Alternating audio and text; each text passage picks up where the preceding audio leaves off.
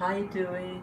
Good afternoon. This is Spirit Journey, and today is let's see. Oh wow, today's Friday. Today is Friday.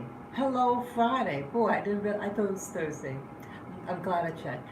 Yes, today is Friday, May 12th, 2022, and the time is now 2:24 p.m. Yes, hello there, visitor. Hello, hello, hello. Yes. I invite you to say hello in the chat room. I hope your day is going well. Well, I have a lot on my mind. Yes, I have. I have the camera. I'm doing this live stream in my living room, and I hope you can hear me. Let me know if you can hear me out there.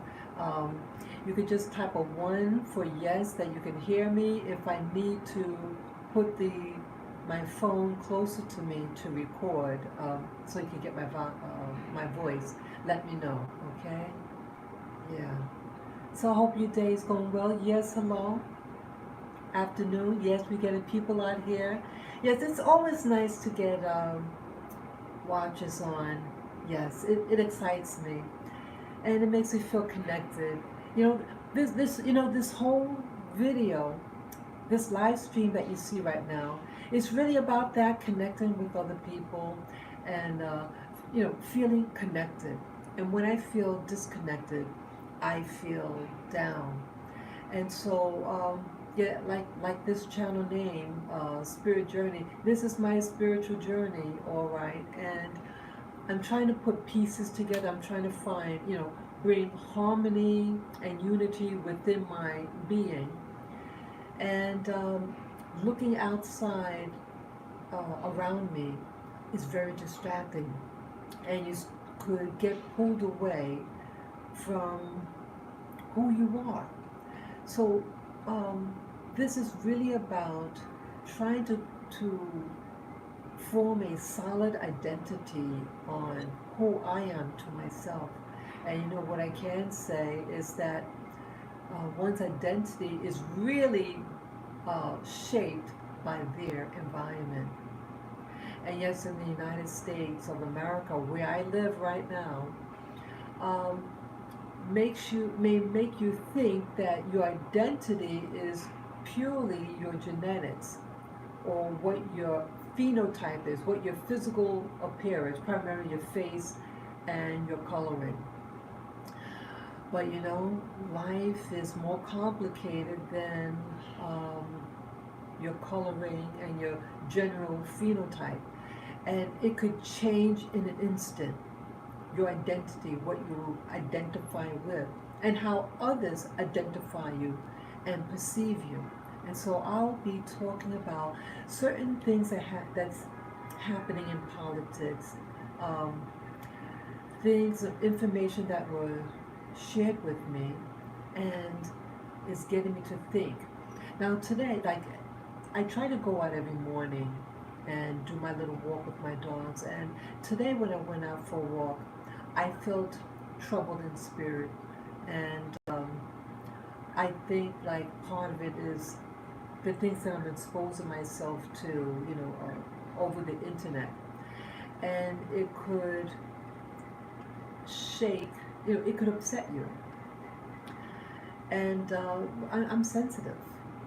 I said right up front, I'm a very sensitive human being. And many of you are also, and that's why many of you watch, because we're sensitive beings. I think we're generally very good at heart. We care about humanity as a whole. But we can get frazzled. And according to where the wind blows, you might blow with it. But I'm hoping that as time goes on, that I'm able to stand my ground like a strong tree. You know, it's okay for a tree to bend, in the wind. You just don't want to break. Okay, so the tree's like that, and yes, it's going to blow in the wind, but you're not going to break. And so I say that in hope for all of us that it's okay to bend and be influenced by the winds that blow, but we're not going to break.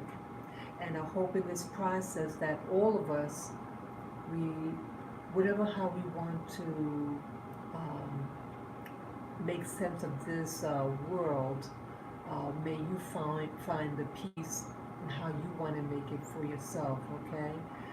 So yeah, I think it was yesterday. I have to backtrack a little bit. Well, yesterday, I did a video, a live stream, and I entitled the video, the live stream, is this, could this be, something like, could this be uh,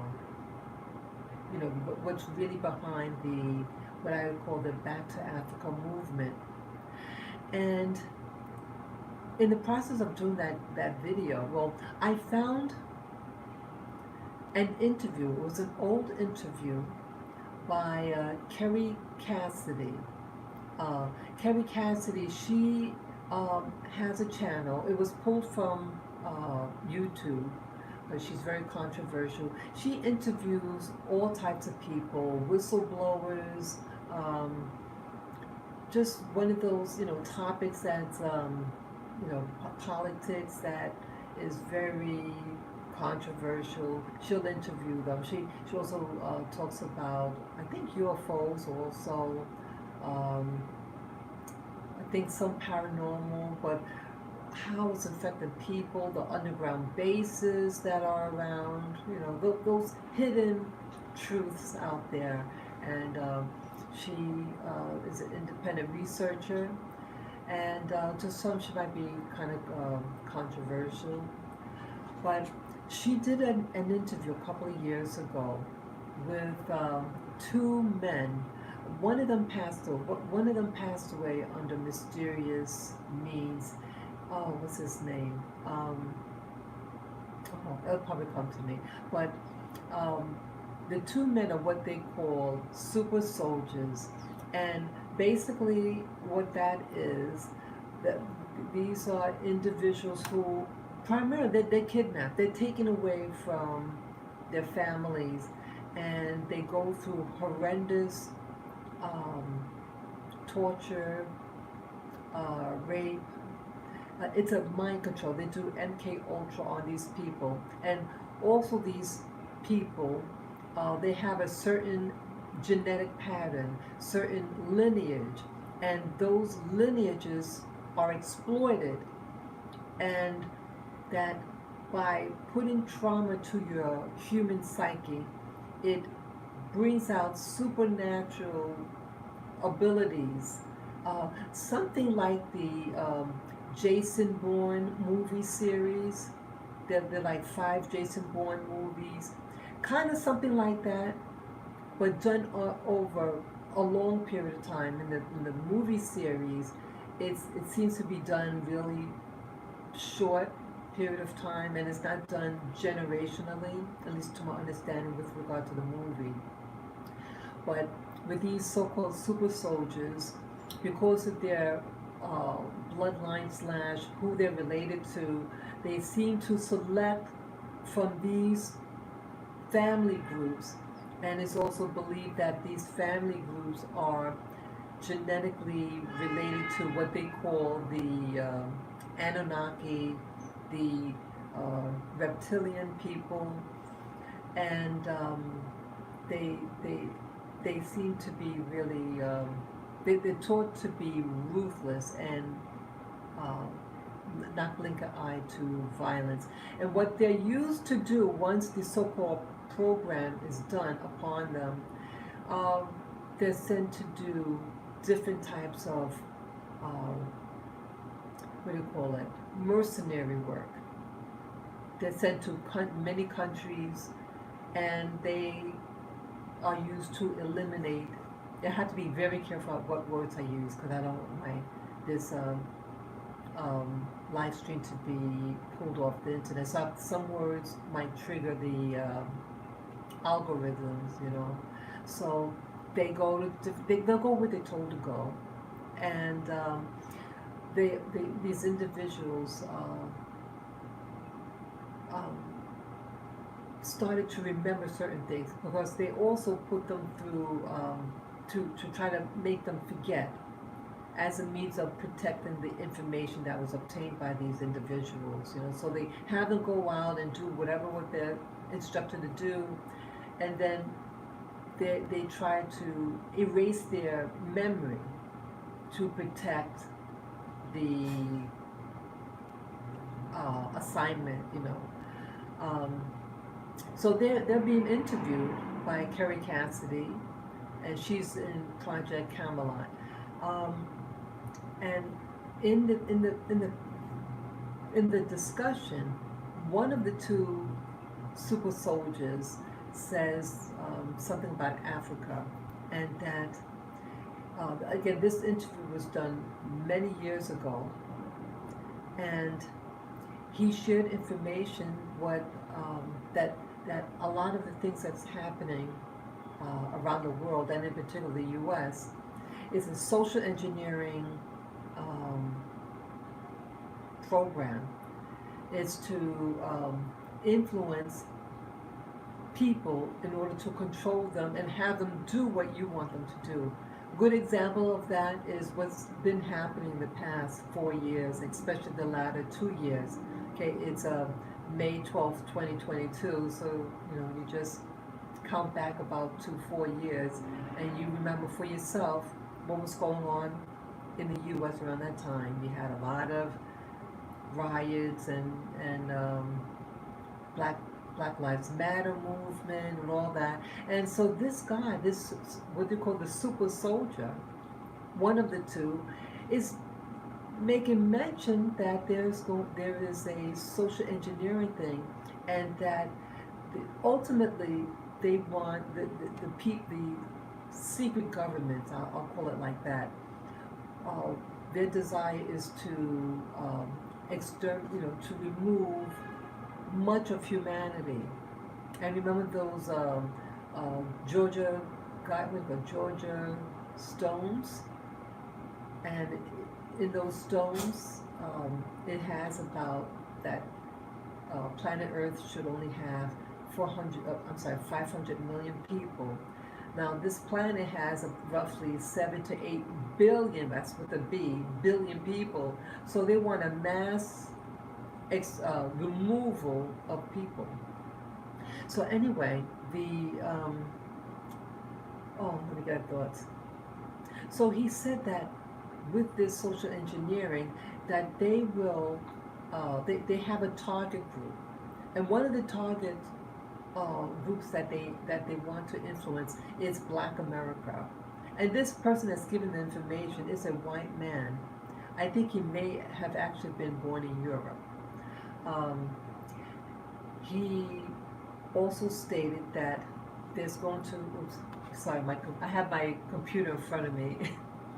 Because I want to share with you certain things on the computer that I found, and so I hope I'm able to blend everything in as a part of coming into awareness of everything. So the Back to Africa movement was to be initiated, and they would set up a series of events to make Black Americans want to leave the U.S. and go to Africa to live. But this could be a trick, because this super soldier also stated that they will be, that once they're there, the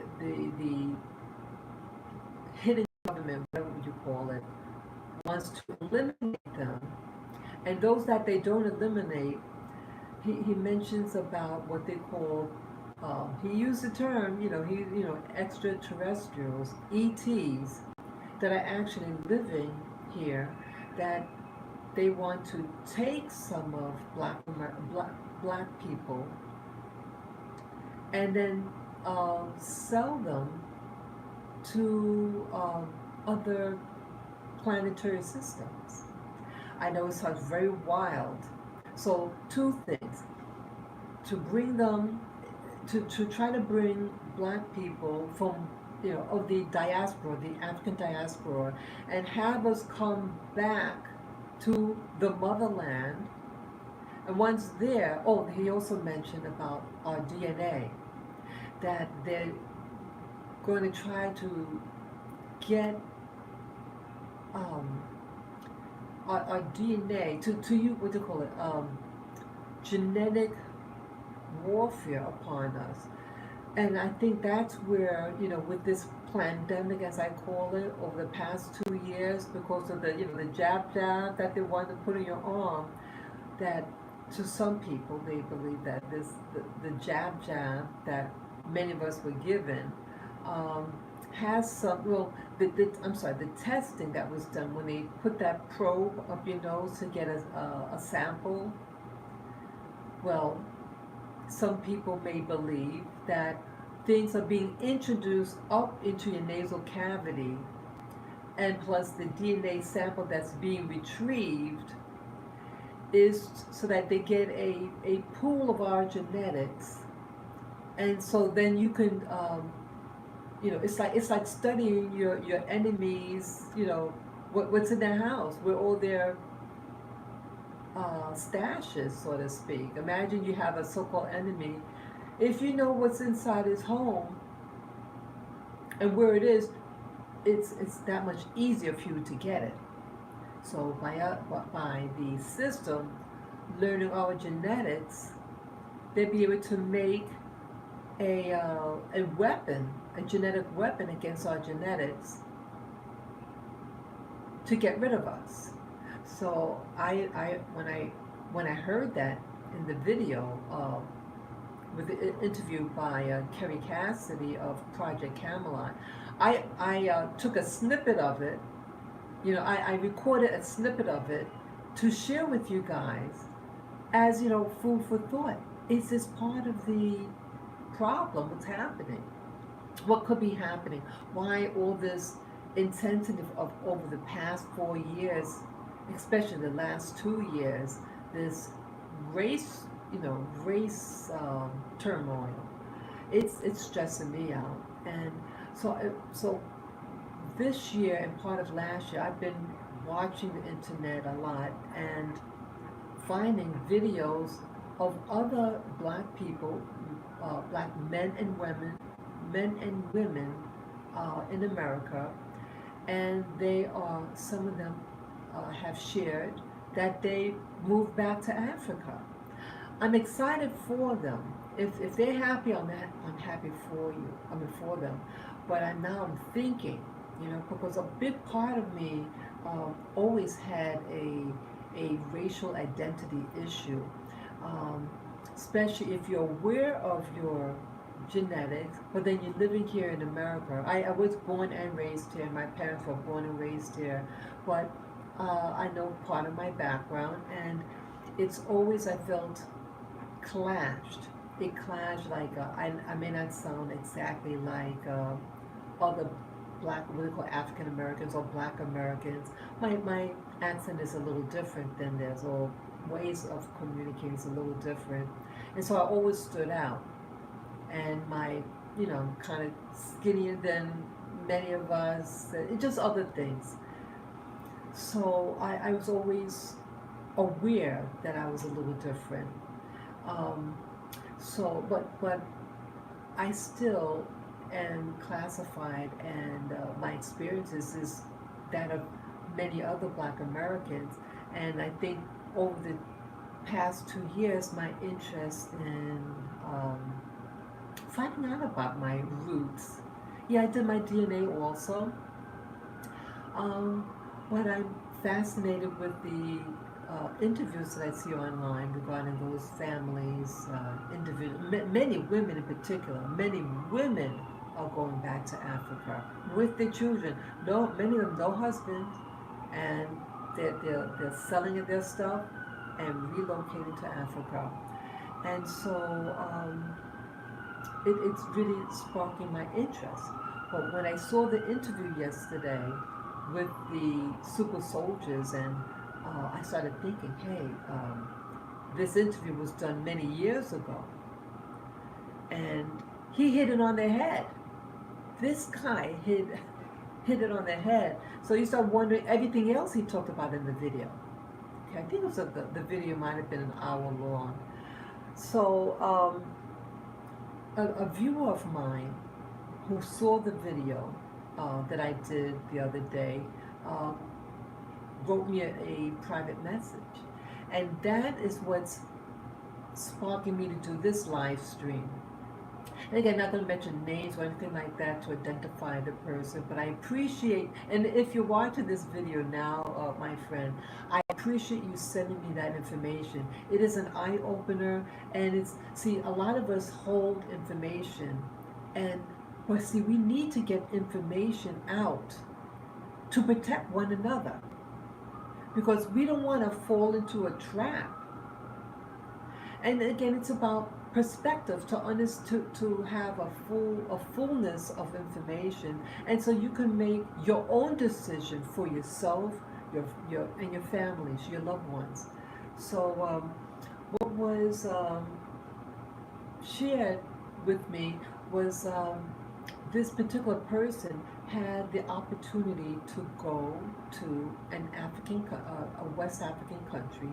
Um, at the the person didn't say what part of Africa, but they later explained where. But they just mentioned initially that they were being hosted in a family, African family, and they were not treated well. They were encouraged to leave, very hostile, the host. And how they described it was very shocking to me. Um, so I asked her, I said, wow, I said, if it's not too personal to ask, what country? And so the person did more than just tell me what country. Um, they shared a video, and the video was about one of the leaders of Liberia. Now, Liberia is a country in West Africa, but it was formulated by whites in America. And I want to share you what I found on Liberia, how it got formed. Um, but in short, they, the, I think primarily North America was sending uh, blacks who were so-called freed, and this was before the official end of slavery, from a period of 1820 to like 1847. Uh, the, over those years, they were being sent over to this land in what they call now Liberia, meaning the land of the free. But there's no freedom and harmony over there. And I had an opportunity in 1982 to meet someone from Liberia. She, I would say, is an indigenous person of that part of land. And why I say it like that is this. Now, um, those people on the African continent, in that part of West Africa, um, not all of them were taken away. You had people, the regular people that are there, and they have a very distinct look. And then you have those people from various tribes all over West Africa and the African interior that were sent over to the Americas. And all the mixing that occurred in the Americas with other African tribes and societies, the European, and even in cases of the what some would call Native American Indians. So the phenotype of us have changed. And now some of those groups that had obtained so-called freedom were sent back to this part of Africa, and it was named Liberia.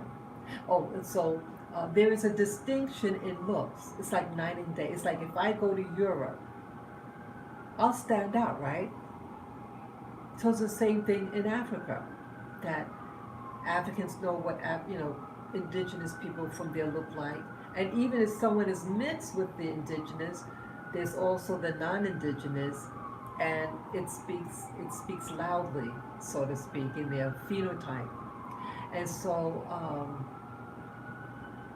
there was strife happening. And this person I met in school, she was an authentic, you know, indigenous woman of what's now called Liberia. Very round face, wide, round face, very deep, rich color. And I remember I was a teenager at the time, and she was like, had rage, and I never saw someone that enraged before. I didn't know what her, I didn't know anything about government or countries in Africa. Yeah, I went to public school in New York City, in Queens, New York, and we weren't taught geography. I didn't know anything about the African continent, but I know that people were shamed. Blacks in America were shamed about having an African ancestry or identity or affiliation, and just negativity. Oh, okay, that's, let me get my glasses. I see someone who's commenting. Yeah, yeah, I gotta get you. Yeah, I need my glasses. I can't see. Okay, I want to know what you're saying. Mine, okay, Eternal Naga, 187. Okay, he or she is saying, my neighbor that is from Uganda, he doesn't like West African. Oh, okay. He says that they are rude. Sorry. Yeah, but I want to talk about that too. Um, See, we get our own identities. Um, what was I going to say now? Yeah, so I remember meeting this person from Liberia, and the rage and anger. And again, I didn't know the politics, what was happening. But there was a civil war. A civil war happened in Liberia. Yet, see, even though many people in the Americas, blacks, are from the west coast of Africa, they don't teach our history. We know nothing about what's going on. Well, some people are savvy, and some blacks did did they're usually older, and they might be belonging to certain organizations, groups, to be Afrocentric, and so they start learning about some of the politics that's happening, and that was happening in Africa at that time. Also, like I was a kid, I was born in the 1960s, and a lot of the African countries were getting their so-called, they were like, they were being colonized, and they were getting their so-called, their ability to self-rule. I was in the 1950s and 60s. This was primarily happening, and so it's a lot of politics, and people were discussing what was happening at the of that time.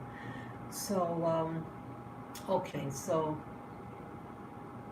the woman that had written me, um, she shared that this African country, she shared a video um, of what was going on in Liberia, and why this person that she was being a host, the host family, I'm sorry, the host family had this American black woman in her home, but the woman hated her and wanted her out. And so um, this happened again in 1980. So we're probably both about the same age, teenagers, and she has the opportunity to go to Africa, right? And in the early 80s, there were, um, what was that, like Ethiopia was in the public eye, and what did you see about Ethiopia? We all know what we saw back then, right? Little kids in distress, to put it nicely. Yeah, but this person that contacted me, her incident happened, I think it might have been 1987. Mine was like in 1982, and what she was exposed to was 1987, but still it's 1980s, and there was things happening in that country. And but many of us, we watched the TV news, and back then we didn't get news about Africa, but they would have news regarding Black America, and that we're all criminals and things like that. So that's what I grew up under, and so I had a very low self-esteem. I was had to work, go into the workforce, and usually I was only at one point I was the only black person uh, in this work environment, and so you feel insecure because you're seeing on TV how you're being treated, and then now you have to sit next to them, and you feel like you have to try to fit in, and I'm a very sensitive soul, so it was just a battle for me. But so this person that notified me shared this um, video that's on YouTube about the government that happened in Liberia. In 1980, okay, I'm going to explain really brief why the girl, the African family, hated the American black woman. Um, Again, Liberia was formulated by white Americans, the leaders, organizations, white organizations in the United States back in the 1820s, and the so-called freed slaves. You had to put them somewhere. And again, this is, I think, now in understanding this, social engineering.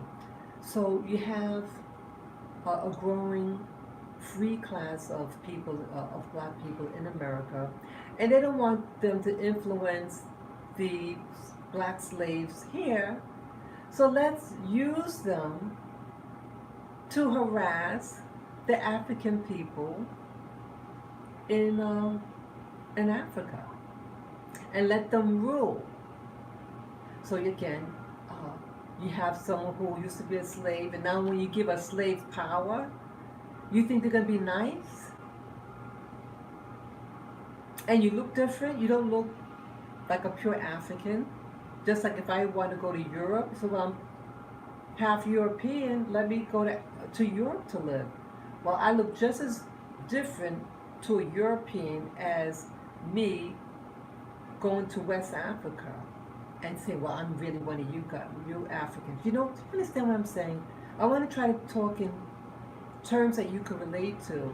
So I'm just as foreign to each group, and you're kind of in the middle. Sometimes you can look more like one group, more in the other group, or sometimes right in between. So the U.S., the whites, the ruling whites of that day in the 1800s, sent these free blacks, men and women, to a location in West Africa, which was then called, which they now call Liberia. And they were able to, govern, get houses and everything. And so now fast forward into the 1980s, the descendants of those people that were sent from North America are ruling in Liberia, and it's a lot of static. And there was a coup d'etat. They had a president by the name of, and I hope you guys could hear me. Let me know if you can hear me, okay? You could just type a 1 for yes. If you need for me to speak up more, I'll try to speak up more, okay?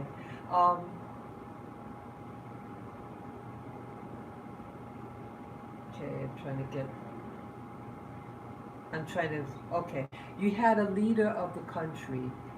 His last name is Tolbert. Now Tolbert, that's a Anglo-Saxon sounding name. That's not an African name. Okay. So again, it's indicating history, and you had him, and the president also had a son, and that son of the president of Liberia was married to um, a woman whose father's the president of Ivory Coast. That's a country in West Africa. Ivory Coast and Liberia are neighbors. Okay, they're neighbors, and you're married to the the president's. It was like a goddaughter. They're not blood related, but is the goddaughter of the president of Ivory Coast. And so they had the father, I mean the president of Liberia. I think he was booted out. Something happened to him, and he was out of power. And you had um, people in the U.S. who didn't want the old president back in, and they thought that the son of the president of Liberia was too influential, and I guess his some of his power was because of who he was married to, and so they kidnapped him and his wife. The wife they sent to an embassy for safety, and then they killed the husband, the son of the president of Liberia, or the former president of Liberia. And the guy that took over was trained. Let me see if I can find that. It's really interesting. It took me a while to get it because there's so many names being said, and I hope I'm making sense. It was very confusing. But this is all, see, it's all related. Everything I'm going to talk about, it's really all related. What I'm going to really be talking about, and about the this being like a part 2 video on, is this what the Back to Africa movement is all about, okay? So let me show you, let's see. Okay. Okay, let me just show you pictures. I like pictures and stuff like that. Okay. Let me turn the camera around. Okay. Okay, now this is one of the descendants. This woman here, and you see the title here, What Happened to the Tolbert Family During the 1980 Coup, and her name is Wilhelmina Tolbert Holder, okay, and she escaped. But she was kidnapped, she was taken, and she shares her testimony. She's on trial here. What do you call it? I mean, she's telling her testimony on the events what happened to the murder of the president's son. Okay, maybe that was the brother. I mean, I'm not sure if they're brother and sister or something. Okay. Yes, see, her last name is Tolbert. Yeah, so she might have been, okay, maybe she was the daughter. Yeah, she was the daughter of the guy that they murdered. Okay. And so you see her skin, she's considered, a medium dark, but a real what do you call it, Liberian person. Their skin is like deep chocolate. I mean, I'm not trying to be pejorative or anything like that. You can see that they don't look anything alike. So this is a descendant. This is a person of American ancestry, United States of America, or other British Commonwealth. I mean, not Commonwealth, British colony of the day. They're all English speaking. Liberia, they speak English. Okay, and so she's given a testimony to officials on what happened. And there was some other people. Let me see here. Yeah, because there was a coup. Let me see if I can find that. Yeah, let me see. Okay, this is something on Liberia. Okay, Library of Congress. Okay, and this is just a general history. Okay, history of Liberia, a timeline. Oh, look at that! I didn't see this one here. Let me check on this one.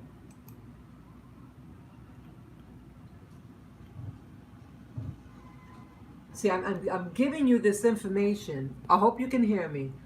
I'm giving you this information because, see, history repeats itself.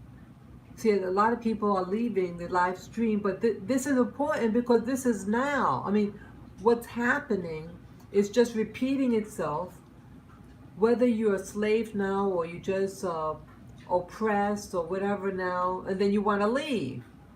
Just like these people back in the day, after slavery or whatever we want to call it, they wanted to leave most likely, right?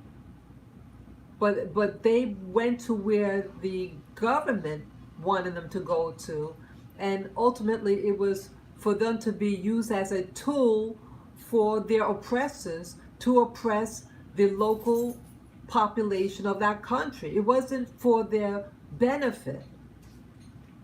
We were just being used as agents of the same people that oppressed us. Okay, so I'm finding this. Okay, I didn't read this one. Let me see. Okay, 1850 to 1870. I'll read part of it. After the struggle for liberty in the American Revolution, free and enslaved African Americans faced continued hardship and inequality. A, a number of white Americans, for a variety of reasons, joined them in their efforts to resolve this complex problem. One possible solution advocated at the time when the assimilation of free blacks into American society, they really should say white American society, seemed out of the question. Why was this out of the question, I asked? Was the complete separation of white and black Americans. Some voices call for the return of African Americans to the land of their forebears. Okay? So this movement, again, slavery is still happening in the United States of America and all the Americas. During this time, Puerto Ricans were slaves. Jamaicans were slaves. Brazilians were slaves. Peruvians were slaves. Okay? They couldn't like, oh, let's go over to another state. It's all slaves. You couldn't go anywhere. You're trapped. You're trapped in the America. You can't. There was no freedom for any person who's obviously not a European. Okay, so you're surrounded by people. At least in Northern, you're surrounded. You're outnumbered. So where the hell these people going to go? The whites in America didn't want the growing number of freed black people to influence the ones who are still slaves. And people don't change. People don't change who run the show. So just take these people and ship them somewhere else. Let me see. Let me go pull this up. Let me click on this. So what happened? Okay. So look at here. This is all I read for it, just so that you know that I'm not making this up. Okay. I'll read it for you guys. So with the growing pressure of what to do with these blacks who helped fight in the American Revolution, okay, isn't that was about freedom? See that? But they don't want you to have freedom. Okay, I'm going to read it. The American Society said its first group of immigrants, so now we call immigrants to Sherbro Island in Sierra Leone. The island's swampy, unhealthy conditions resulted in a high death rate among the settlers as well as the society's representatives. The British governor allowed the immigrants to relocate to a safer area temporarily while the ACS worked to save its colonization project from complete disaster. See African Mosaic. Okay, that's that. Okay. So here, the people have served in America, and then they're going to put you into some swampy area. Is this the way you think about us? So I guess I'm sharing this information. This passage here is that, hey, when people say, hey, let's go back to Africa, you better know where you're going. Is it safe for you to go there?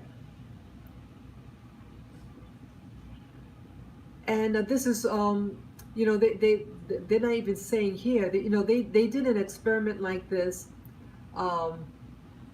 It was right around the Civil War in America, and they sent several families. Abraham Lincoln sent several black families to Haiti, and they all perished.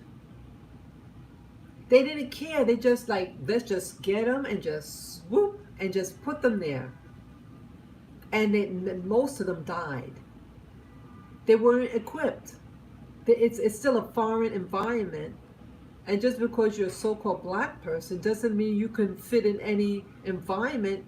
You have to, you're in a different environment. And you don't have the equipment. You don't have the food that you're eating. You're nothing. And so they dropped them off in Haiti, and they died. So what about now? Okay, I'm going to turn the camera. Let's see. Okay. Oops. Sorry, this thing's in the way. Yes. So what about now? You have a lot of things. Oops. I showed it. You have a lot of things that they're talking about on the internet, and people going there. But you have to be careful. You might go to a place, and are you equipped to go there? Do you have enough money to go there? You need money.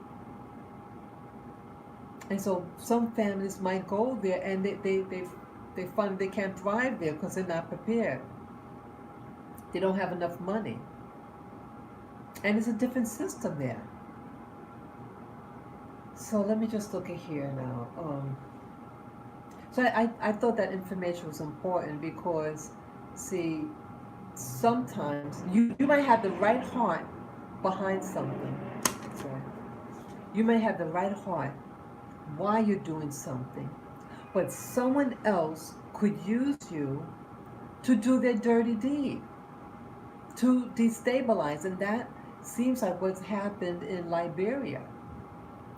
The person they put into power was someone that was trained in the U.S. The person was trained in the U.S. government, white government, not black people, to overthrow a government.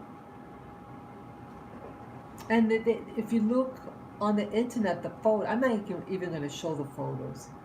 I mean, it's well documented. They were, it was a bloodbath, the civil war in Liberia. Here, the country's name is called Liberty. There's no freedom. There's no liberty there, no freedom there. And again, you have, if you watch videos about Liberia, you're going to notice the names of people. Like one of the people, his name is Charles Taylor. He was a president. Let me type his name. Let me type his name so you'll see it. Let's see. Yeah, I'm also going to talk about Nigeria too later on. In this live stream. Let me type the name Charles Taylor. He was a president of Liberia. Let's see. Yeah, let me get. Yeah, I think he passed away.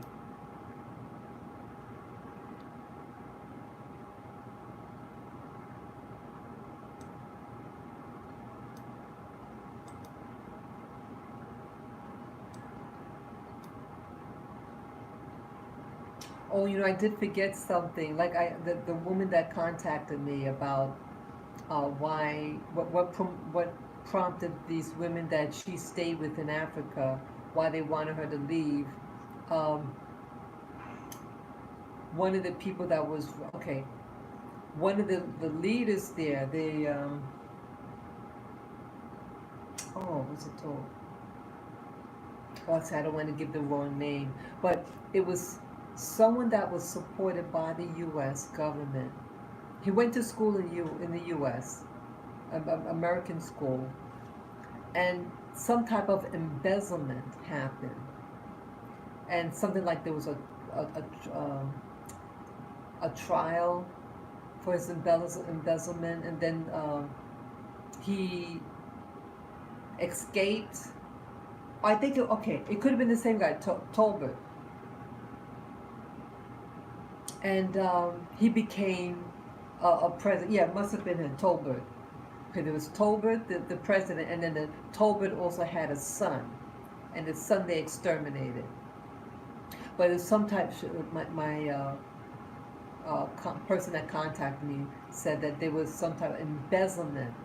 So I guess a company that funneling money, whatever, stealing company money, okay, and the people hate him. So again, this guy has an American background. This Talbert, he's not an indigenous Liberian. Okay, so and then he's working in being educated by the white government in the U.S. and then sent back. So there's some embezzlement that's happened, and made him. I guess maybe he used. I'm just speculating. Maybe he used the money that he allegedly embezzled so that he can win political office in Liberia. Okay, and so he's hated. Okay, and so they hate the girl that I know. So I want to put in a link there. So they don't like her because she's associated with America, and she's an American, girl, a woman. And that association, you belong to my enemy, right? Just regardless of her black race, she lives here in America. You had someone being educated in America, and then an embezzlement of somebody's money, and all of a sudden you become a leader of that country, and then they boot them out. Yeah. So it seems like that there's always somebody at hand, that even though you're away from the people that might have historically oppressed you, but then you're being used by those same people hundreds of years later to do wicked stuff. And the local population, the true indigenous people of that location, that they have a very distinct look. And the girl that I was in school with, in college with in 1982, was of that group, the indigenous one. And a lot of anger, boy. You haven't really seen anger before like that. But let me show you. Okay, Charles Taylor, and I think he passed away. Let me see here. Let me. I'm going to show you the screen here. Okay. See, that's an American name. That's not an African name. Okay. As you see here. Yeah. Let me know if you can still hear me. Okay. Okay. Charles Taylor, former president of Liberia. Okay. Okay. Charles MacArthur. I don't know that name. Okay, born 28 January 48, is a former Liberian politician and convicted warlord who served as the, oh, 22, okay, oh, it's this guy, oh, okay, okay, I have to make a correction. I'm glad I read that. Okay, it was this person that, what do you call it? What's that word I just said? Embezzlement.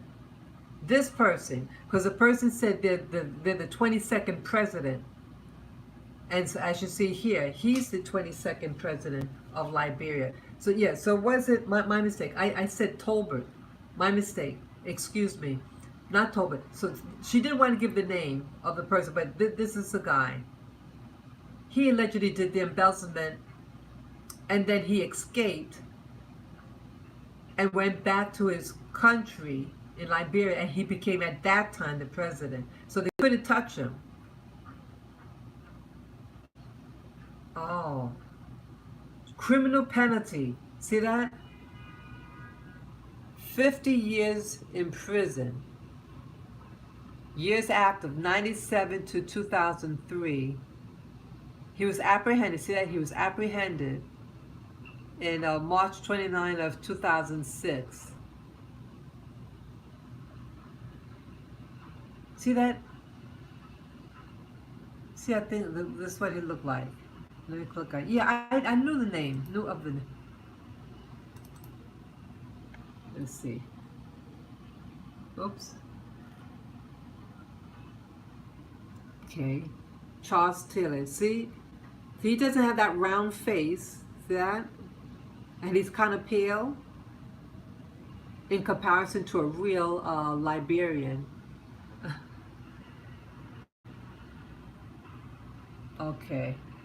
See that? He earned a degree at Bentley College in the United States before returning to Liberia to work in the government of Samuel Doe. Samuel Doe. Okay, he's also he was also educated in the U.S., I believe, if I read right. Yeah, yes, a lot of things. Yeah, a lot of criminality.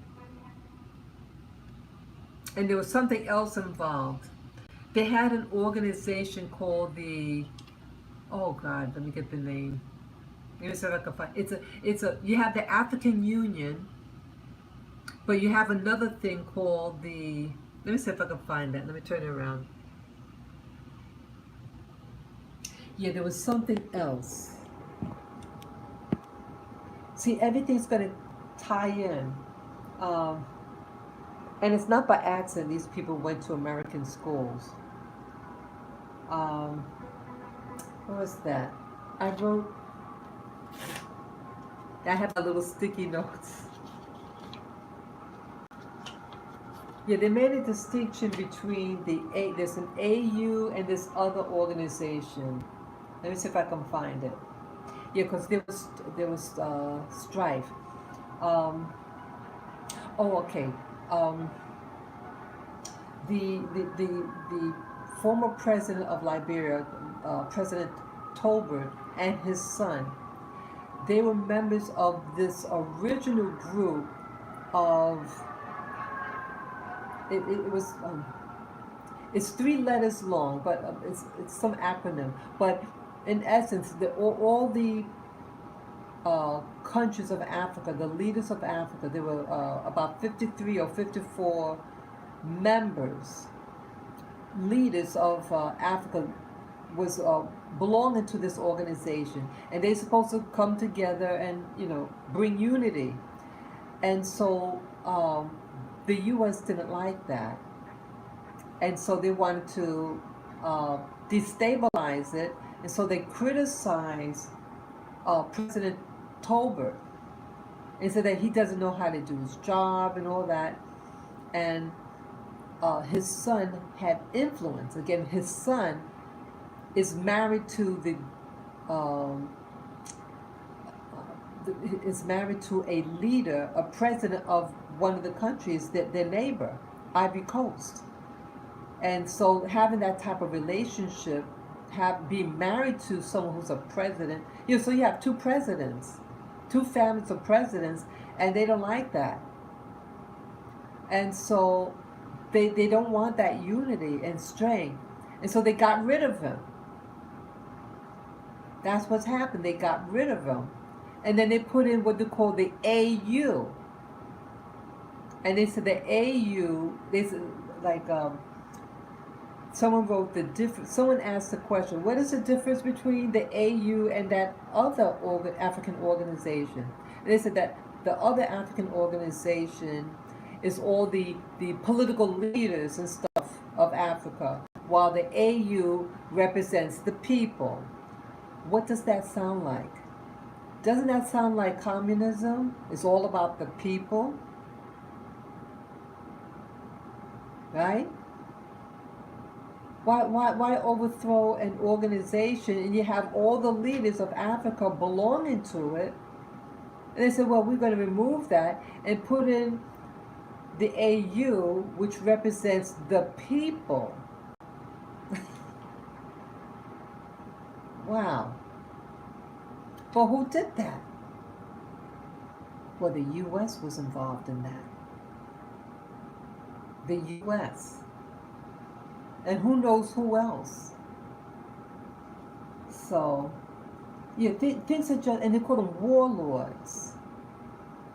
And the things that the pictures that they show, they're wearing weird outfits. You have guys with these weird, let me see if I can find it. It just was so freaky. Let me see. See, I'm not just making this up. See, if you really see what's going on, see, I didn't know about stuff like this. I knew nothing. Let me see here.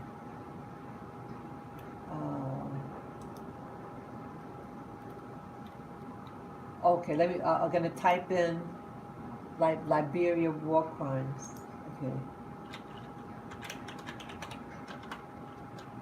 Okay, Liberia Civil War. It was so, let me see. They made them look crazy. Let's see. Yeah. Yeah, child soldiers. I'm looking for the picture that I saw. It was really freaky. Images. Okay. Let me see here. I hope I can find it. Oh God. Okay. They just look. I'm trying to find it. Okay. I found it. Okay, let me. Look at that. Look at that. This is in Liberia. Look at that. Warlord. Okay, I don't know how to pronounce it. A warlord goes on trial over atrocities in Liberian war. Okay, let me see if I can find other things. These are, look at that. Those are people in there. Those are bones of people. Let me see. Look at it. Look at freaky. Liberian warlord Jungle Jabba jailed. That's all I'll show because I don't want to gross you out. Okay. Isn't that freaky? I mean, I that's all I'm gonna even look at. But it's like a trauma thing. Trauma, and it's American. They get it, and they're using child soldiers too. I can tell you this. that I will not go to any country that's formed by this country here, because it's just an extension of the U.S. and to do a perversion. Is to do a perversion on the population there. It's Liberia, and there's another country that for former so-called former slave. See, so even though you remove, you're a former slave from the Americas, and you go to the home, the motherland, they're still messing with your head. Don't do it. I would not go to that country, Liberia. Yeah, there's a movie with what's his name? He did the movie National Treasure, um, and they were in Liberia, and it was just even how he was treating the people there in the movie was horrible. I would not go. It was too weird for me. Okay, let me just X that out. Yeah, so they put in these warlords, thugs. So look at this. I'm just getting a correlation with something. Something just clicked in my head. Okay, I just showed you that. Okay, Liberia was formed by these organizations in the U.S. and bring the former enslaved people and brought them over there. But you see what's going on in these so-called free places in Africa. Well, oh God, I just forgot what I was going to say. I'm sorry. It's a correlation. Oh, it's a correlation. Don't you notice in the U.S., in black cities, that they have warlords, but they're called gang members, right? So it doesn't matter what you call it, whether you call a warlord or a gangster. Isn't the outcome still the same? It's the same. You have people going around with these weapons, right? And trying to scare people. And then you have the turf wars. And they're doing this right here in America. Have a gang, we call gang leaders, fighting each other every day. It's like a country within a country. That's why they call it an inner city. They call it an inner city in distinction to the outer city. The inner city is something, for whatever reason, that the same type of thing is going on. I think those gangs here in this country are being financed by the same type of people that are financing those warlords in Liberia. They're playing the same card. They're playing the same card. Does anybody agree, or do you have an opinion about that? It's the same thing. And they're just killing each other in this country. But yet no one's speaking out about it, but you're going to cry about, you're going to complain when a white person kills a black person, but you got these warlords right here that are killing each other every day, and you say nothing. All lives matter. All of ours. And I think there are some members in the black community that don't think Black Lives Matter. That's why they belong in these organizations and are actually killing their neighbor. Just like what they're doing in Liberia. It's the same.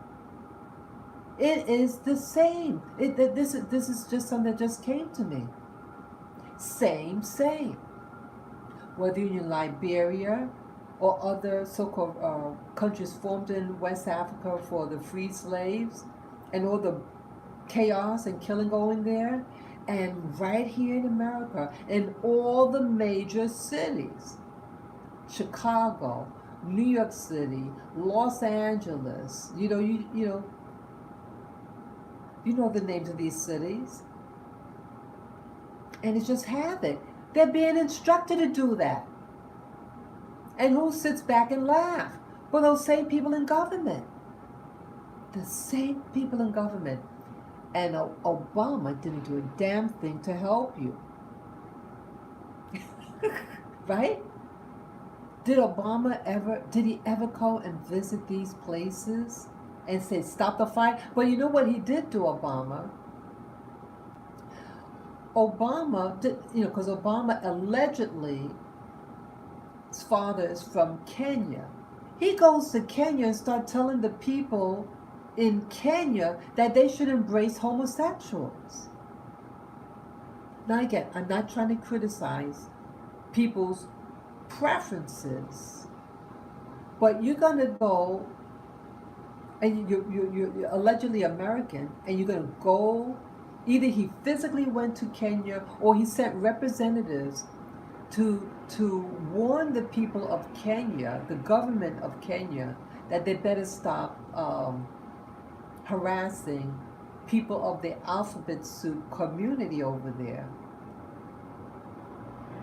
Okay, and then he gave an ultimatum. Could you believe that? But there's something I want to share with you. What Obama didn't address. I could talk about that now. Yeah, it all fits in. Let me show you that. Yeah, this is really interesting. This is really interesting what I'm going to show you. See these beautiful women? Who are these women? Let me show you.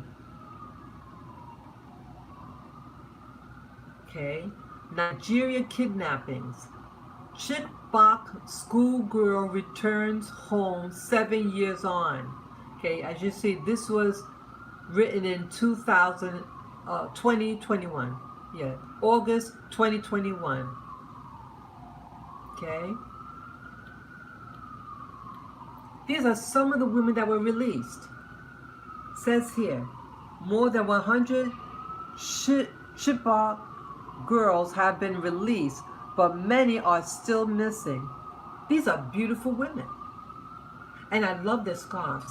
I have things for scarves. And I used to want to be a designer of scarves. And so many women around the world, most women around the world, wear head covers of some sort for adornment. Okay? And one time I was criticized for wearing a headscarf and trying to shame me.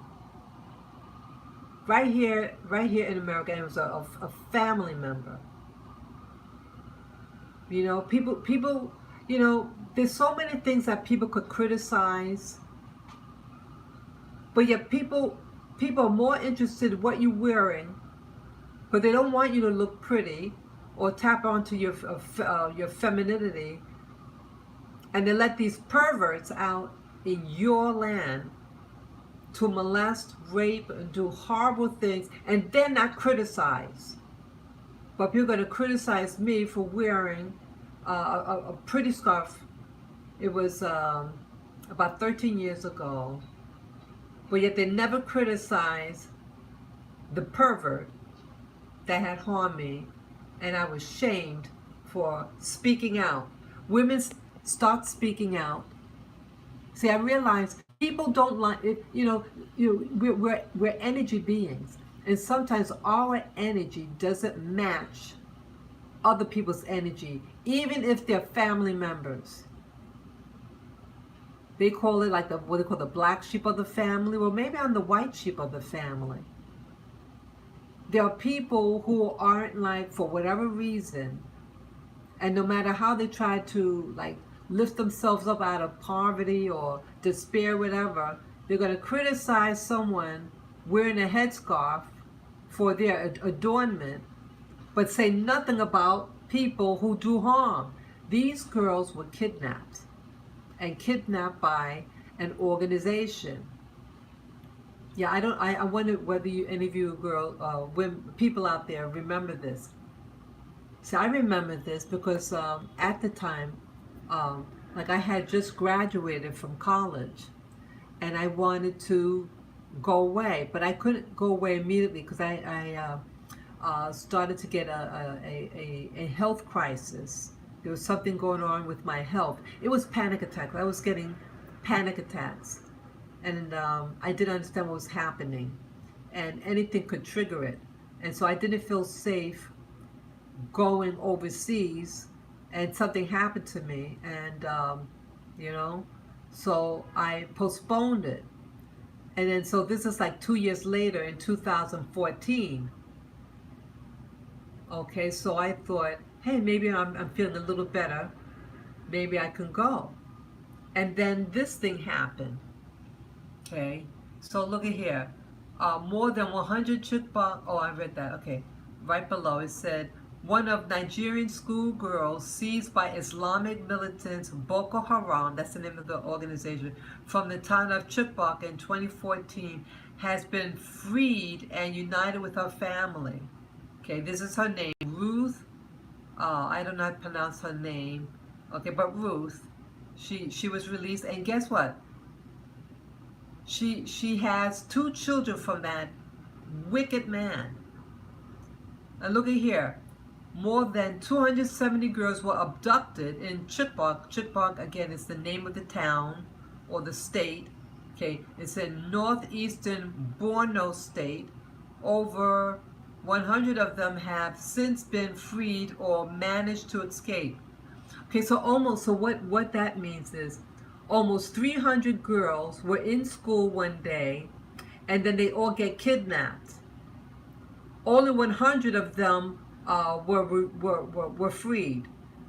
So that leaves a little under 200 girls that are still most of them are still missing.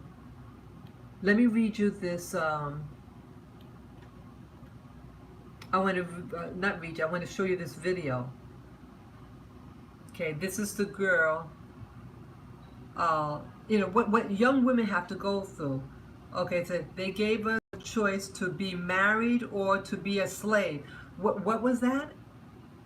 They gave us a choice to be married or to be a slave. I decided to marry. Okay, like she really has a choice. Let me play this video for you. This is Zara. You don't know her. She wasn't one of the Chibok schoolgirls. But she is one of the thousands of other girls taken by Boko Haram. Now home, her story is the story of how they're tearing communities apart. She explained how she was kidnapped by Boko Haram and taken to the notorious Sambisa forest. They gave us a choice, to be married or to be a slave. I decided to marry.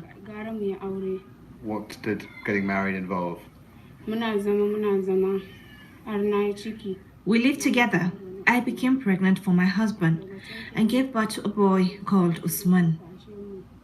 She was rescued before her son was born and kept in touch with her husband by phone before the army took it from her. It was the last time she spoke to him. Do you love your husband? Yes. By phone before the army. Well, I just want to stop it for a moment. Okay, you notice when she said yes, she had her eyes lowered down. Of course she doesn't love him. She can't say that with a straight face. She can't look at him in the eye and say that she loves him. She had no choice. She's 17 years old. I think about 17 or 9. Let me finish. Let me turn it back on. He took it from her. It was the last time she spoke to him. Do you love your husband? Yes. Her family is half Muslim, half Christian. They had a vote to decide whether she should have an abortion. By a narrow majority, she was allowed to keep the baby, but it brought shame. People labeled her a Boko Haram wife, called her a criminal. They didn't want her near. They didn't like her. How to treat your child? They hated my child. He fell sick and nobody took care of him. Nobody liked him. She's crying. 4 nights ago, Usman, who was 9 months old, was bitten by a snake. He died. Half the family celebrated what they called God's will. Some were happy that he died. They were happy the blood of Boko Haram had gone. She's sad, she is angry, she's confused. She's 17. Wow. Let me get that. Okay. She's a minor in American standards. She's 17 years old now. But the kidnapping happened some time ago. This was aired in 2021, but the kidnapping, at least with those schoolgirls, she wasn't one of those 300, almost 300 schoolgirls, but she's still someone who was kidnapped from some other neighborhood in Nigeria, and the same outcome. They're stealing little girls. You have these organizations, and I looked up the term. Okay, the name of the organization is Boko Haram. I'll show you that.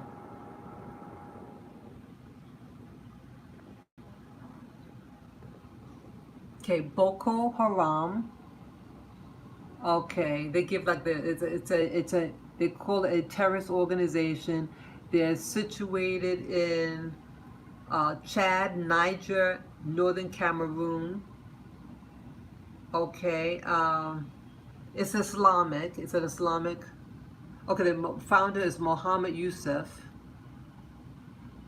Okay, it's part of Islamic State of Iraq and the Levant, 2015, 2016. Okay, okay, notice that name, Iraq. What happened? Well, let's see. What happened in Iraq? This is important. I'm not a history buff, but that word Iraq, isn't that the same country that allegedly had weapons of mass destruction, and it was the excuse for the U.S. to invade that country, and they never did us any harm, and then they didn't find any weapons of mass destruction, but they allowed the enemy of that president to kidnap him, and then they killed him. So don't you think people will be angry that you lied on the country, or it unsubstantiated the claim, and then you destabilize a country? What can happen is this. They get angry. These organizations, they form organizations because they're angry, want to speak up, and no, I'm not a sympathizer of this organization. I'm just saying, what's happening. What could be what's facilitating this. Okay. I want to show you, what was that thing now?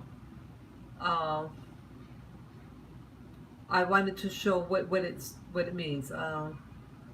Okay, what do Boko Haram stand for? This one.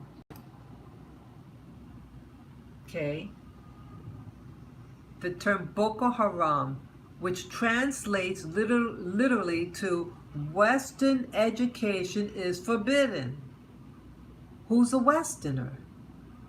But the United States, Europe, okay, has since 2009 killed tens of thousands of people in Nigeria. Wow, that's a lot. And has displaced more than 2 million others. This paper uses, and okay, I don't have to read that. Okay, so you see how something happens. So, and these are Islamic people, people who use Islam as a means of them to strike back. Okay, and so who are they striking back? So these girls, let me go back. These girls in Nigeria is let me show you other stuff here. Let me see. Okay, now these girls, these are they're non-Muslims. These are Christian girls, mostly from Christian families, and they allow girls to go to school. But Islam is considered, for a girl in a traditional African, Nigerian culture, is considered Western. You don't educate women in Africa. You keep them, what's that? You keep them barefoot and pregnant, so you could control them.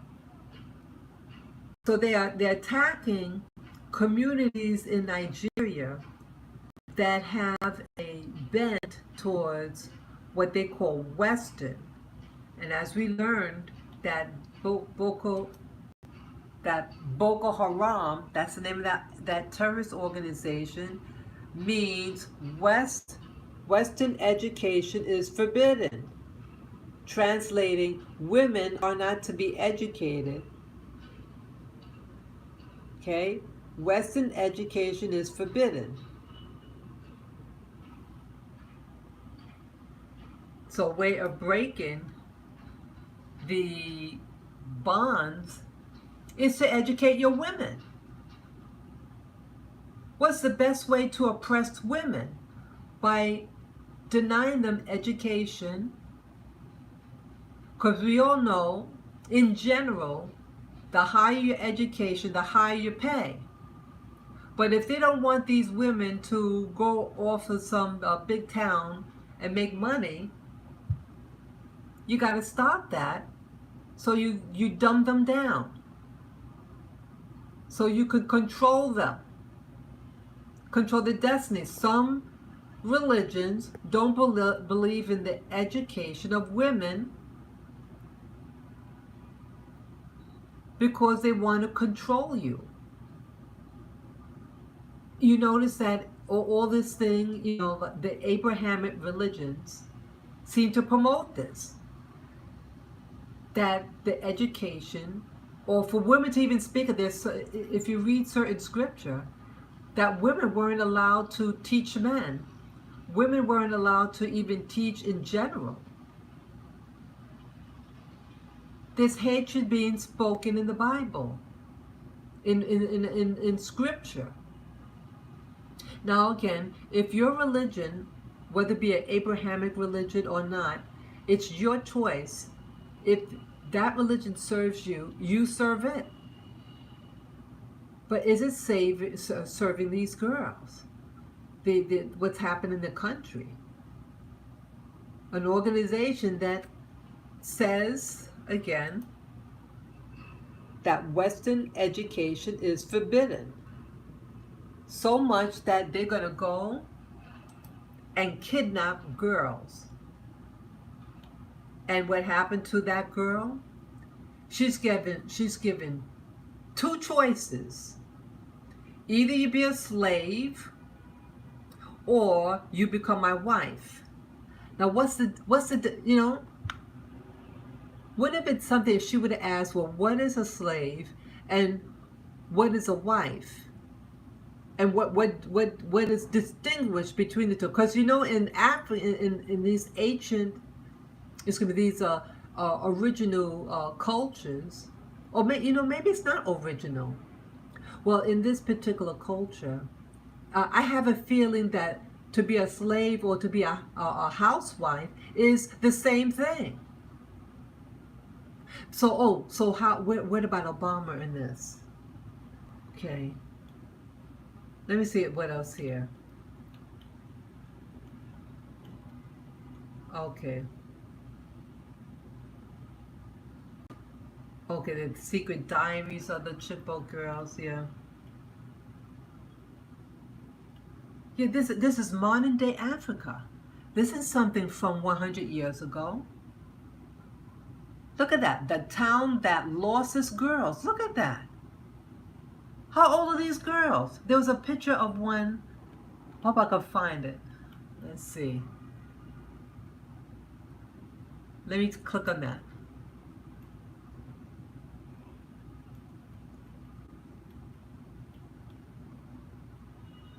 Bunch of punks. Look at them. Look at that. You think those are men? Okay, pledge allegiance to Islamic State group that, but it later disowned him. Okay, oh, interesting. I think that there's the other pictures. Look at that. Boko Haram regards the Nigerian state as being run by non-believers, regardless of whether the president is Muslim or not, and it has extended its military campaign by targeting neighboring states. Okay, so you have in a conflict, yeah, the northern part of Nigeria is Islamic, and some of them are okay. They allow girls to go to school, but they're saying, oh well, see, it's always targeting women, always targeting women. Let's see. And you know, Nigeria was or is a crown colony. Well, not colony. What do you call it? A commonwealth. Let me see. Do anybody know? Does anybody know whether Nigeria is still a commonwealth of Britain? See, again, it's always certain nations that are associated with Malay. Malay. Yeah, I see. I like meeting people from Britain, but I don't like the government behind many of the activities that happens around the world. Okay. See, they form these people. See, they claim that they're fighting for what's right, but they cover their face. They cover their face. And I want, be wary of people who cover their face. That this wasn't the actual picture that I wanted to show you, but it's what, let me see if I can find it. I hope I can find it.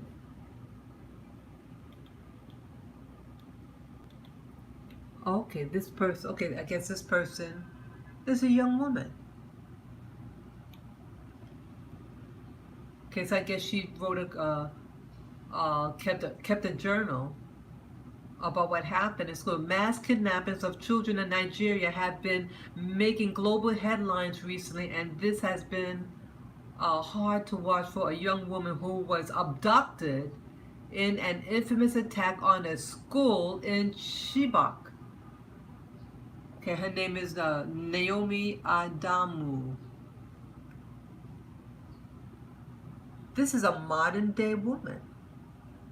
And it's what's happening to her was people from her own country, okay, from her own country. So it's not like a white person, but someone doing this to her. But Obama, okay, so she's writing about her experience. How come Obama didn't go and try to save this person when she was abducted? Or those 250 girls? Almost 300 girls kidnapped in a school. Could you imagine in the United States? Remember a couple of years ago, a school had, it was in Connecticut. I forget the name of the area, but a white school in Connecticut had someone invading the school, allegedly killing a group of those little children. Okay, remember that one? Now, what happened? The U.S. sent people out, police and everything to apprehend the attackers, because we thought it was important enough, because a crime was being committed. But doesn't the U.S. have ties with Nigeria? Did you know that most of the black people here have Nigerian blood? So there's close ties, people. Let me show another picture. Let me see. Okay, this is her diary.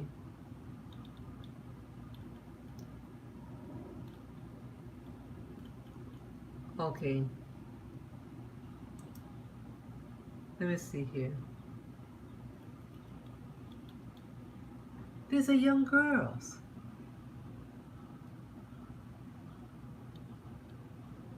On the night that, okay, it was kidnapped from government girls secondary school. Okay, so it's a public school. These are public school girls. These are very young. Some of them look younger than others. Let's see any other pictures here.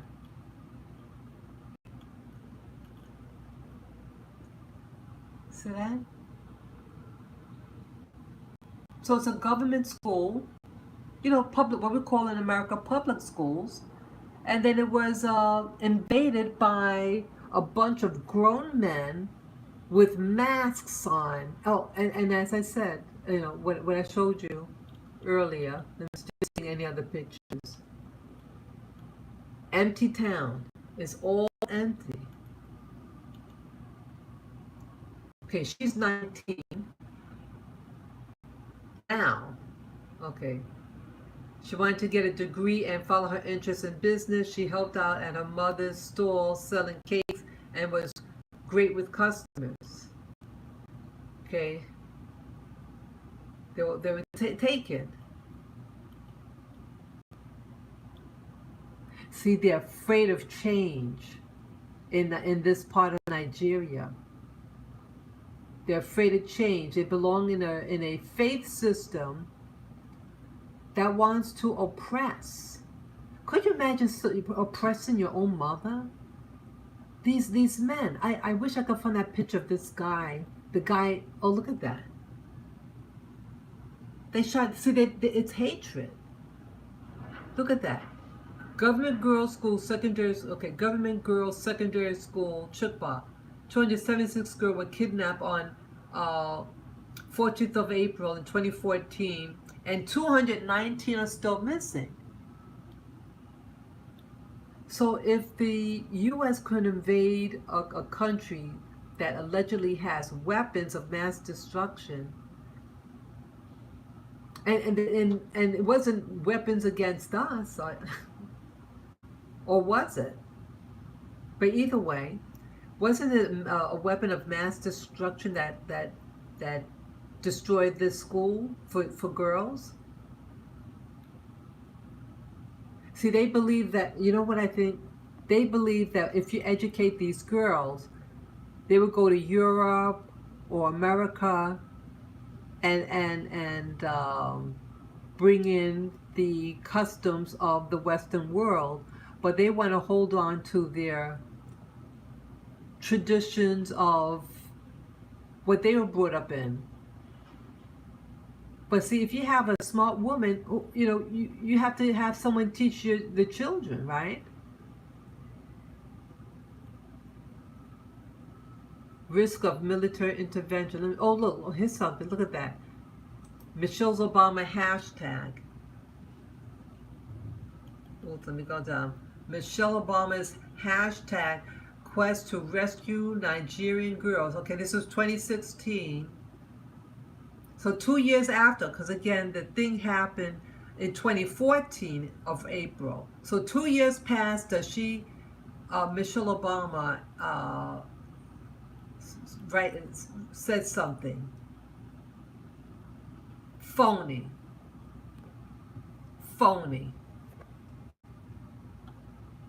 Okay, Michelle Obama told Americans and the world about schoolgirls abducted by the extremist group Boko Haram, and we already know Boko Haram means, let's look again, where's that? Western education is forbidden. Boko Haram, which translates literally to Western education is forbidden. Okay, Michelle Obama is an educated person. She went to college. She pretty much has like a, was that jurisprudence? She was a lawyer. She says, Michelle Obama told Americans and the world about schoolgirls abducted by extremist group Boko Haram in Nigeria. But the First Lady's awareness has failed, at least in part. I bet it was an alphabet soup school. She'll be out there. She and her husband, she and her husband, she and her husband, well, I should say Obama, the Barack, either he went physically there to Kenya or had representatives go and tell the people of Kenya and a warning pretty much not to oppress the what I call the alphabet soup tasting people there. So how come she couldn't send people, representatives to Nigeria to say you better bring those girls home? They're having, okay, now, so what it's saying, so even though these girls are getting what's called a Western education, which is forbidden by this organization, how come we not supporting them? How come they're not being supported? You have to start asking this question. Why aren't they sticking up for these girls? 170 of them are still, that's a lot of people. Oh, what I was going to say, what happened at Connecticut school. So it got a lot of, it was televised, this school in Connecticut. It was a white school. These young elementary school children allegedly went through some things. But it was questionable about certain events that happened. And if you question the narrative and just ask questions, they, some truth is out there are being sued because they question the narrative. Because the sacredness of these young white children. So how come when it's black children, okay, what's that now? Where'd it go? Where'd it go? Let me find those girls. You gotta start asking yourself these questions. Let me go back.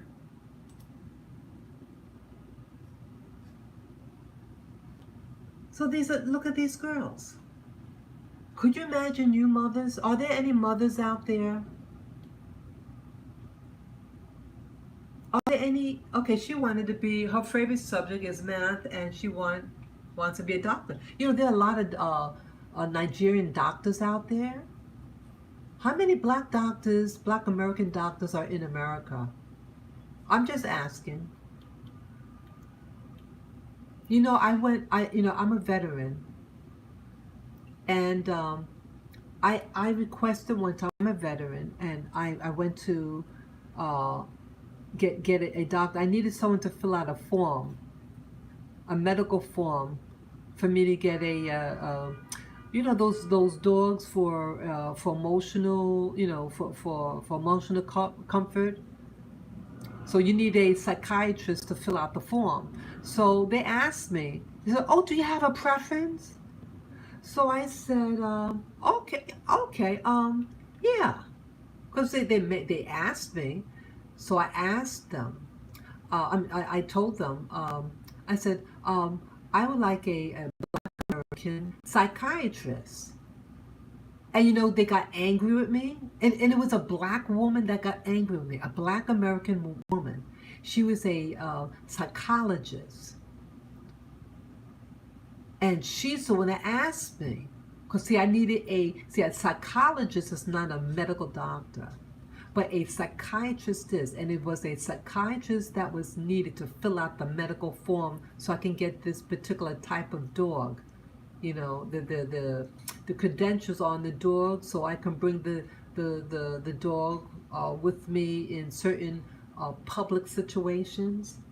I forget the term. And she got upset. This is what she says. How warped it is that the so-called leaders here in our black community. She got angry at me, a black woman, who requested a black doctor, because she asked me. So I said, "Oh, okay." She says, "Well, some people don't identify with that word. Well, I didn't ask her whether someone identified with that word. She asked me if I had a preference. So I told her, since it was being presented to me, you know. But she said, oh, well, you know, see, the problem was they don't have any American black psychiatrists, period. I'm just letting you know. We don't have any. So they passed on a South Asian woman to talk to fill out the form. And when I went to see her, and she called me up first, and I told her why I wanted to see her. She said, "Oh, I'm sorry, I can't do that for you." So I said, "Well, why not?" So, well, you have to blah blah blah blah blah. I said, "Well, I told them from the very beginning why I'm even there, that I needed this form filled out." See that? We don't love ourselves, and we don't support ourselves. So look at this picture here. Bring back our girls now. But no one, but everybody's focused on what do you call it, Black Lives Matter in America, which it was important, but all these black people are just killing themselves and their property in the street. This is a legitimate thing. Bring back our girls now. Okay, this is probably in Africa. Okay. Yeah. Has Nigeria's new government made a difference?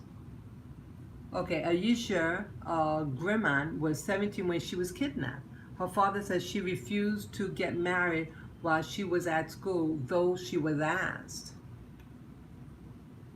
She was a hard worker and wanted to get to university so she could be a health professional. Okay. Yeah.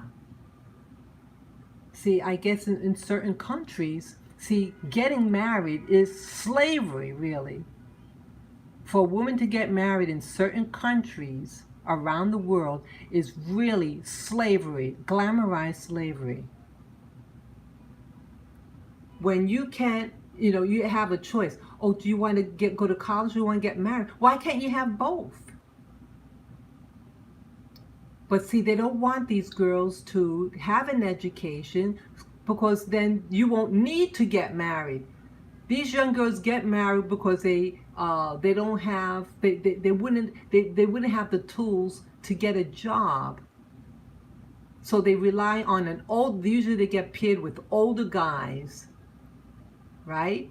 Older guys. They have these child brides. It's another form of oppression to keep the system going the way it is. It's oppressive. It's designed to oppress. That is what this is, a system that is global to oppress people in all forms. In this form, there is oppression against women. And to make the woman to become dependent on an older man usually, and if she tries to go to school, they get angry. You know who else gets angry at this? I'm going to say it. I went to the United States Virgin Islands, the island of St. Thomas. And I went there thinking that I would be treated nicely because it's a black island and I'm a black woman. Well, you know, they have a mindset like the people here in this country, Nigeria, and many countries around the world, where if a woman shows any sign of independence, she is mistreated. I had a car. I bought a car. It was an old jalopy. It was a 13-year-old car that I bought. I saved cash and I bought it. And it had a lot of problems in it when I bought it. But they just said, well, just bring it to a repair person and you just get it fixed. Well, you know, in the U.S. island of the Virgin Islands of St. Thomas, When I brought it to several repair people, and they didn't want to fix it. They took my money though, and they didn't fix it because I'm a woman. And you know what else on that island of St. Thomas? A woman, she was much older than me. She said when she was dating that her boyfriend told her that he didn't want her to learn how to drive or get a car. Why? Freedom, baby. These insecure men want to possess you, to control you, so you can't get away if you want to. So they want to withhold education, want to withhold you learning how to drive and get your driver's license, or even getting a car. It's the same thing. It's the same thing all over the world. Look at that. How many of you are 19 years old or older that are watching right now? Do you know how to drive? Do you have a car?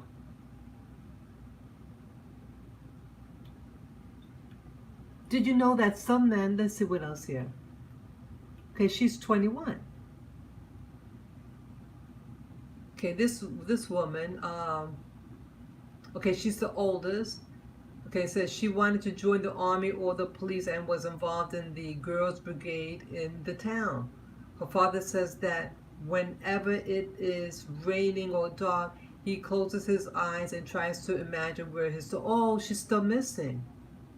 Oh, wow. Well, as you saw in the girl, well, so some of these women probably were, sold.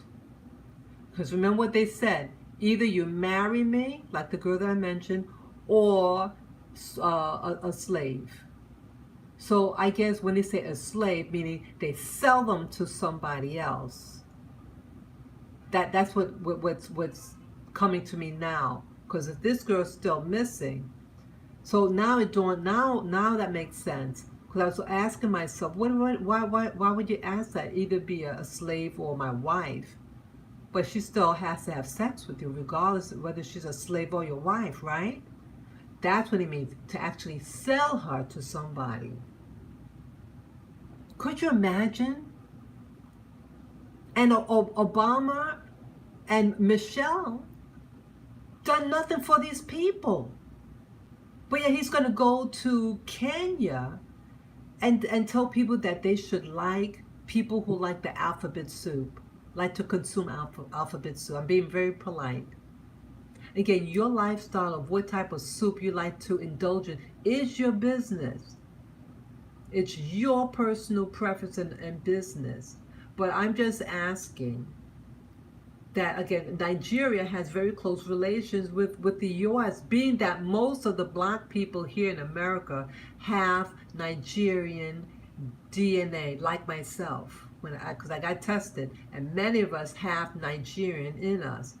So even with that alone, and not to feel any sense of connection to these people, going to school. You know how often the U.S. goes into other countries because of their policies? And we say that we're supposed to be about freedom? And you're allowing people to go in any school in Nigeria and kidnap them.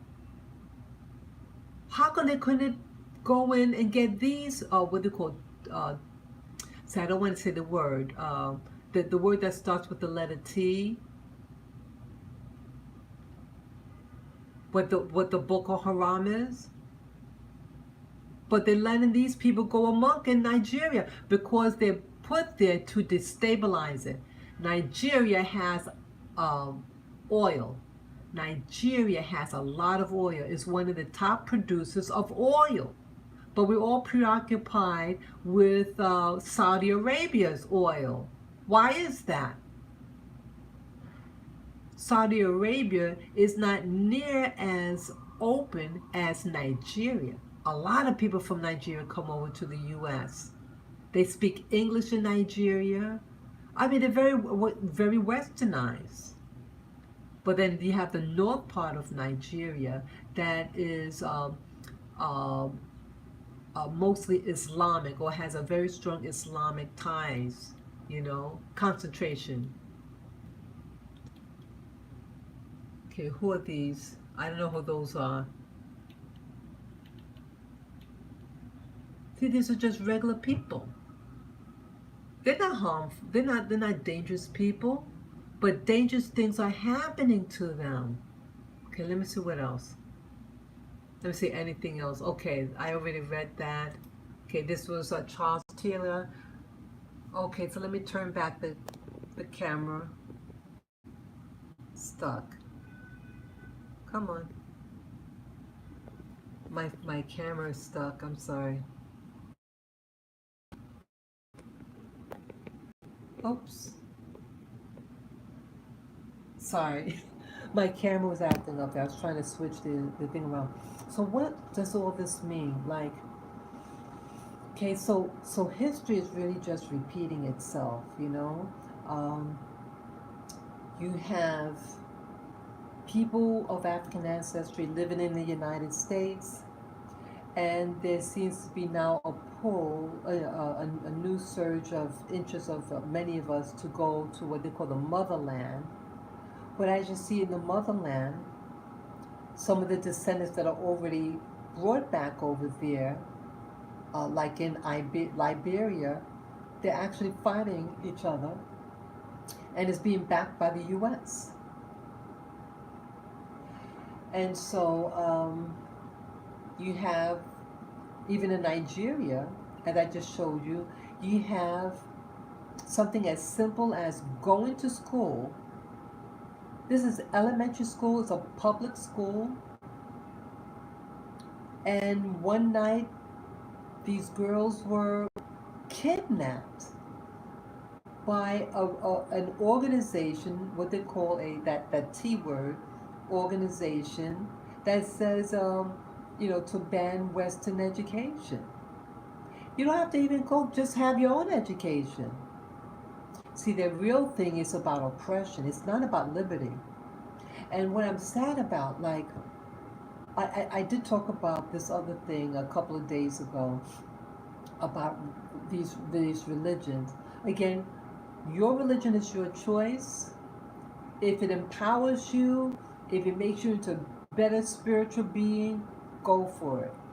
But it's what I used to be into religion. I used to read my Bible all the time, but I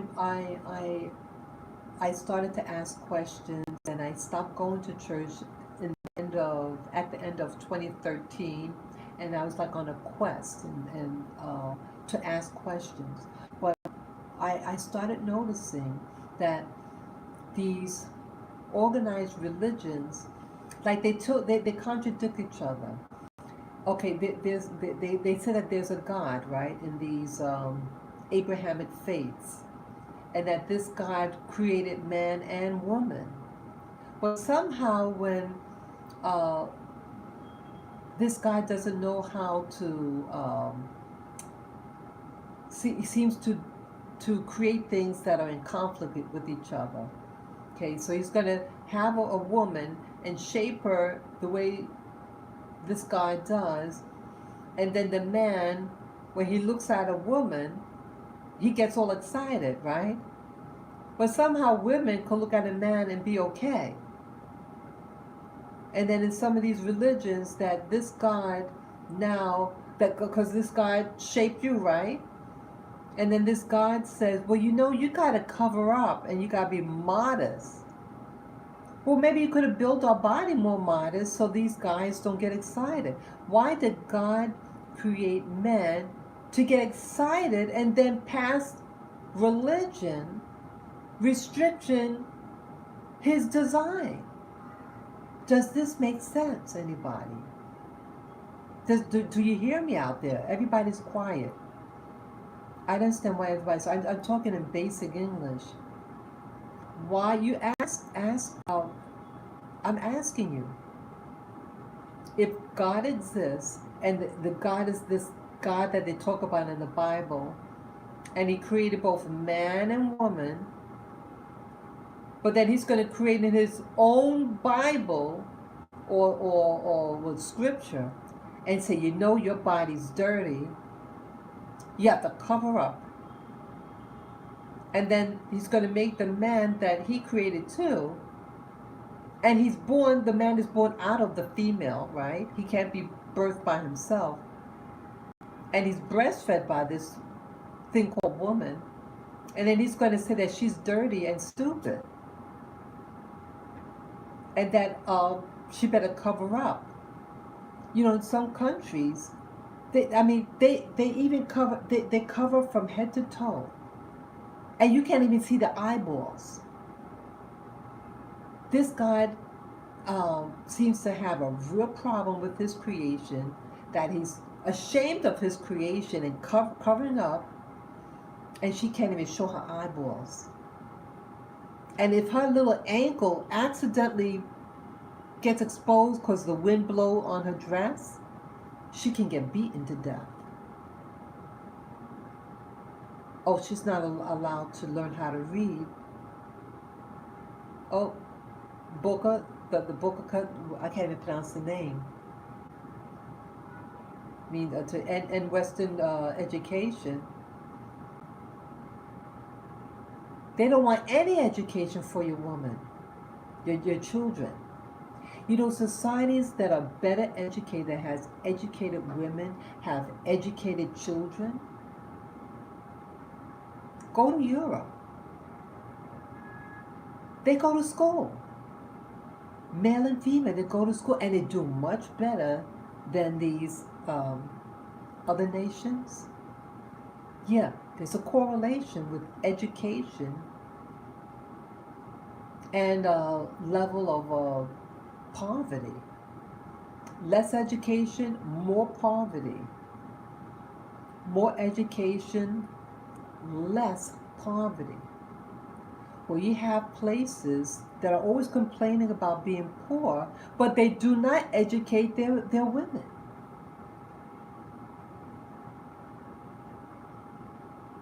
I feel, people, that what's happening on this planet, I think women come from another species, another planet or something. I believe what happened on this planet, I believe this is a prison planet. And they took captors. I think they got the men from one species of people, and who's going to be the female from another species, and then they put them together. And they're warring with each other. Don't you notice there's always conflict or something? Who's going to run the show? But if someone, what do you call it? With each generation, I forget the term. What Charles Darwin talked about, evolution. That's the word. If something really naturally evolved together, it'd be like harmonious, right? It would just blend in together. But you know, this isn't the case. Men and women all over the world are in opposition to one another. And I think that men and women are forcibly put here together. And then you had governance upon them. It's the same type of thing like what happened in the Americas, that people from other lands were forced coming over to the Americas. And so the people that are remaining here, you know, they're in opposition. So it's just repeating itself. And we think that our neighbors are our enemy. We're acting like each other's enemy. But I think something is behind all this. A creature is behind all this. The monetary system is also behind all this. It's not a natural order of things. Civilization is an enemy of the indigenous people on the planet. Civilization. Who brought civilization? Well, you had the Romans.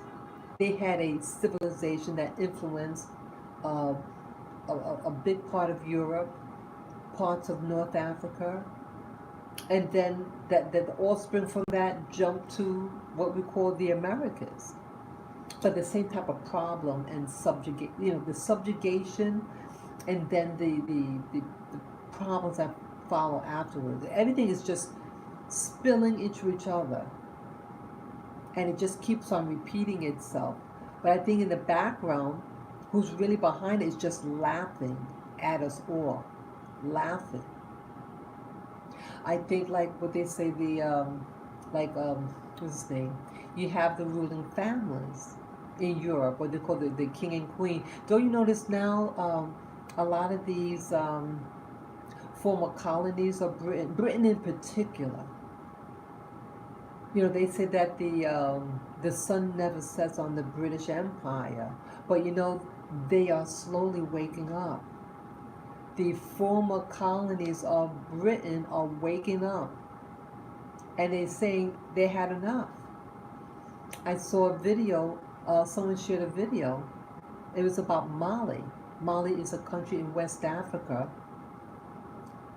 and they asked for them to pull out their troops. They don't want them anymore. It was a French colony. They're saying we don't want you anymore. We don't want you anymore. And again, remember I mentioned at the very beginning of this video about the super soldier. One of the two said about the Back to Africa movement that will be perpetuated. This was maybe 7 years ago, that video. Yeah, I think it's 2014 or 2016. And it's 2022 now. Way before all this stuff happened, right? All this big movement. People really just started to move in 2020 of this year because of the election here in the United States. But this guy, who what they call the part of the super soldier program, made mention that he was told about this movement, this thing that would be promoted through social engineering, as he called it, social engineering. I shared the video link. The name of the video was it yesterday or the day before yesterday? So if you just look at that one, is this the video? Is this the reason why? The reason for the Back to Africa movement, But he mentioned towards the end of that video that he was being interviewed. It was towards the end, and it said that extraterrestrials / ETs, that they would be their genetics destroyed, or that they would be obtained and then sold to off planet. I think all along that we came from other planets. It just is like a breeding farm here, right? History's just repeating itself, just like in the Americas with the slave trade. What was the slave trade really about? Why did they require so much resources? The whole Americas. Was it tobacco, indigo, rice, sugar, tobacco, if I didn't mention, mining, all this stuff. Why? Maybe it's for the off-planet extraterrestrial life. Yeah, I believe there is life on other planets, and I do believe that it is true that about the underground, deep underground military bases, and that they're getting resources. The cotton Cotton, for example, cotton was being grown. Cotton wasn't one of the first things that was done here in America, but yet everybody just says cotton. Slaves picked cotton. Well, that was one of the last things that was being produced here. That was the last, but that's all you know it as. But what do you do with cotton? You can make clothing. Maybe the clothing that they had to make were the uniforms for these extraterrestrial races, right? I know this sounds odd, right? What are you going to use it for? Sorry, my computer. What are you going to use it for? These people, they need uniform, clothing for whether it be deep underground military bunks. You have underground bases at the North Pole. The Germans were, sorry, my batteries are running low. Okay, you have things that are going on. You have these things that, you don't you ever ask what did they use it for? This extra cotton, I mean, bales of cotton, tons of it. You don't need it. Sugar you can use for fuel. When you're in those cold climates, you shiver. And you need more calories. So you can make foods made out of sugar. Maybe you can take the juice or something and store it and give it to those people who are working those underground, those caves in the North Pole or the Antarctic. Hello, people? Ask yourself, where did the surplus go? Where did it go? It all didn't go to Europe. Europe didn't need that much. They didn't need all that much. It had to go somewhere. Maybe it went off planet. Make uniforms for the armies and stuff like that. They never tell you what they used it for. So I'm just saying, start to wake up. You have people who girls who just want to go to school. This is happening now. They don't want you to go to school. And if you try to go, well, you have men. Could you imagine a man don't these men have children at home? Don't they wonder about what's going to happen to their little girls? Or their little boys? What's going to happen to them? You're going to sit down and act stupid all day. And then you wonder why your country's poor. Because you got a poor mind that is leading your country. You look in countries that educate their women, like in Europe, they are thriving. They're thriving in Europe. And you could place the European in any country in any continent of this world, and they thrive. I don't understand it. I don't understand how the European, you set them up anywhere, and they network. They could be from different countries in Europe, but they get together and then they acquire a stronghold over that part, and then they take over. They take over. And then you look at the people in these other countries around the world where it oppresses women. They think their women are their enemy. They're that insecure with themselves. This is not a natural, what I'm getting at, this is not a natural system. Civilization is an alien to natural living in harmony with the planet. But they want you to think that civilization is your friend because it shows you a so-called easier or faster way of doing something. But what they're doing is they're making you dependent on that tool. They're making you dependent to drive. They're making you dependent on, since you need to drive to work, you need the gasoline. So it's oppressing you. It's holding you hostage. And then they can tweak the oil. Let's say, oh, we're going to withhold the oil to raise the prices, right? Because they want more of your money. It's another form of slavery. Slavery doesn't have to be having a collar on your neck and your hands in chains and shackles. You are being enslaved by the technology.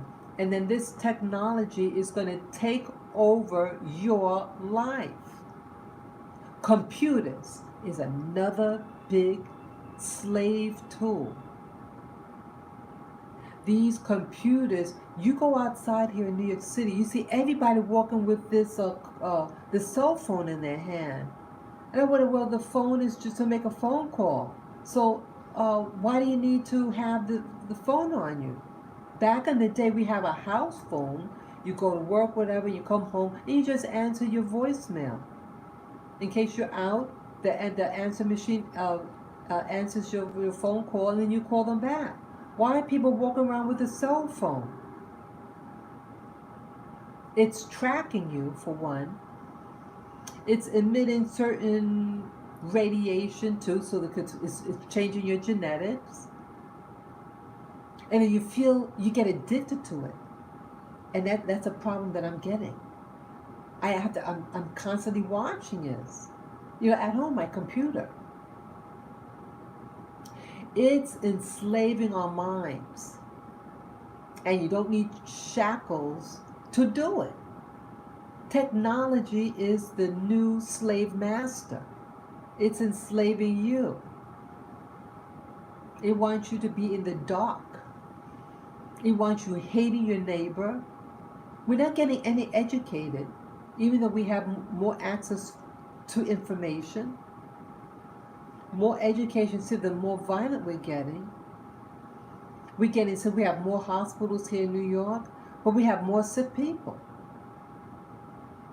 This is because the technology is actually being implemented to become the new slave masters over you. And once they have you in their grip, they're going to really do a number on you. All that I can say is learn to try to, and I talk this to myself too. I got to learn how to do other things. Ideally, I want to learn how to, grow some food. A couple of years ago, I showed you my doing a little garden in my apartment. It didn't turn out well at all. I'm being honest. Growing watermelon in an apartment in New York City doesn't work well. Even growing certain herbs like parsley, it needed a lot of sunlight. Some things nature has taught me through that experience. Some things has to be done outside. And to try to force something in an unnatural environment and expecting it to thrive is a joke. And it was a joke. No watermelon grew. It grew. The plant grew about this big, and it just died. Even though I had plant lights on it, it wasn't enough. It wasn't enough. Because it's not a natural thing for something to grow inside a building like this, my apartment. Some things have to be natural, have to be outside in the sun. And you know what else? That sun up there.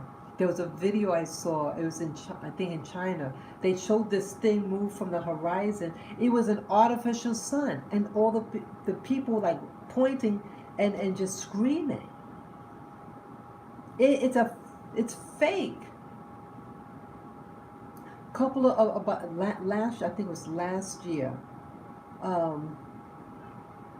No, it was maybe in 2020. Either last year or 2020. It was no, maybe it was last year. Yeah, I did the video. It was a live stream, and I went to Central Park, and I was heading to the Ramble, and when I was at that part by 72nd Street, it was this phony sun out there. You see it. It's like big, but it didn't give off, like when you look at the sun directly, it's like burn your face and your eyes. This thing you can look at, it had no light radiating from it. And everybody else noticed it. And it did get on the news. One of my viewers was nice enough, contacted me and shared with me that the news, that's how I found out about the news. She forwarded a video and showed me that other people noticed what the sun was doing, and the news reporters were making up a story. They said that, oh, it was just smog. But no, there was no smog that day. It was a clear sky, but it didn't get off it didn't get off heat. There was no heat when you looked at it, and no you know how what the sun does, like it's blinding. Nothing like that. And when you took your camera to take a picture of it, I had my, because I was filming live, it didn't show up on the screen. I said, look at that. And then there's another lady, acquaintance of mine, she took out her phone and you didn't see it on the screen. It's a fake sun out there. Or sometimes they put in a false sun. But somehow there was sunlight. You know, it was the daytime. It might have been like 8 o'clock in the morning or something like that. It was daytime. But that thing that, I think it was like something covering the sun. Mask to make it look like, you know, but it wasn't what it's supposed to be. It wasn't. If anybody have seen that phenomenon, I think it was last year in spring, late spring, or in 2020. Yeah. So I'm going to try to look at my videos to try to find it. Yeah. Because a YouTuber saw my video and my commenting on the sun and forwarded the video regarding what the news reporters said about that sun. Yeah. Yeah, there's a lot of fakery out there. And I just suggest, well, as I share in almost daily, my videos with you, to do like a meditation. And during one of my meditations a couple of months ago, I was able to see in the meditation the thing that looked like a reptile. It looked like an alligator, crocodile face. You know, the crocodile got that long. I saw that. It was standing up like a person wearing a red robe with a hood on. And he's with these other people. They all look like men. The human looking ones were men. And then that alligator crocodile thing seemed like a male. You could look at certain things, you could tell whether it's male or female, without looking at the private. Something looked masculine, others feminine, you know what I'm saying? That looked like a masculine reptile or whatever. Those things are controlling the narrative. They control the narrative out here. And I'm not the only one that's suggesting this, but like David Icke talks about it, and other researchers are talking about these. Some people might call them the Anunnaki, things like that. That they started out in what we call Iraq, that area, or the Sumer. They had the civilization there, and then they had the ancient Egyptian civilization there. But they're always like people from other worlds, and they come in, and they have an agenda.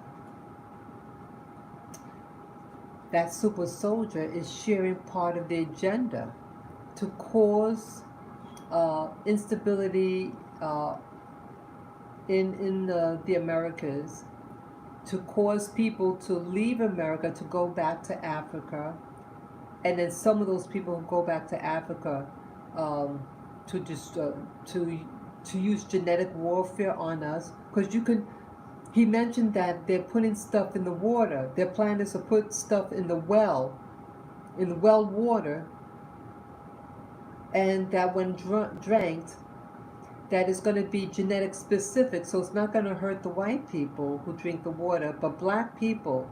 That's why they have that thing, you put that thing up your nose. to get your DNA sample, so to know who lives where according to the DNA, and then send out these biological weapons in the well water in Africa to destroy us. They can do the same thing here. There's no reason for us to even have to go. They can do the same thing here. Put those chemicals in the water here, because it's all about DNA, right? You don't have to just go to Africa. You could go, right? And if this super soldier was right about this thing with the Back to Africa movement, maybe he's right about the other things that he talked about. It's a very interesting. Let me see if I can find that video. My camera's gonna go off soon. Let me see if I can find that video. Okay, I'm gonna go on my channel, go to history. Let's see. Oh wow, it's not in that one. Let me see. Well, I use different what do you call it? Oh, I forget the name of it. You know, with browsers. I'm sorry. That were browsers. If sometimes I might switch browsers, thinking that it's the same one, and it has a history file. But if you use a different browser, it'll register. It won't register what you just looked at in the history. It only records the history that you're logged under. So let me find the other one. Okay, history. Let's see, channel. Okay, history. Let me. Yeah, I have my monitor here. I'm trying to find. Okay, history. That's not it. I'm trying to find it. YouTube. Oh, I can't seem to find it. That's weird. I'm trying to find. That's not it. I can find it. Oh wow. I'm trying to find my. Okay, I pressed the wrong button. Let's see, history. Okay, I'm just thumbing through. Yeah, I watch a lot of movies. Okay, I think I'm on the right one. Oh, where'd it go? I'm still trying to find it. It was a video with Kerry Washington.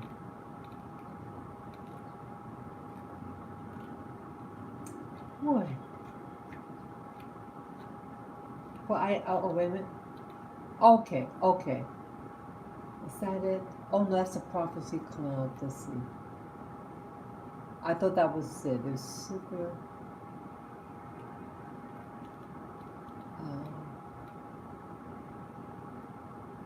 Prophecy cloud. Okay, I don't know where that one is. I looked on my. Yeah, okay, so just look on the. Oh, wait, I know what I can do to get the name. Let's see. Let me go to my channel here. Okay.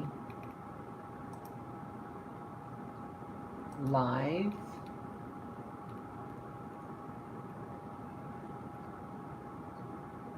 Morning says.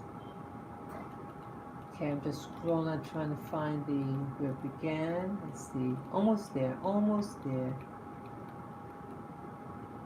Okay. This is it.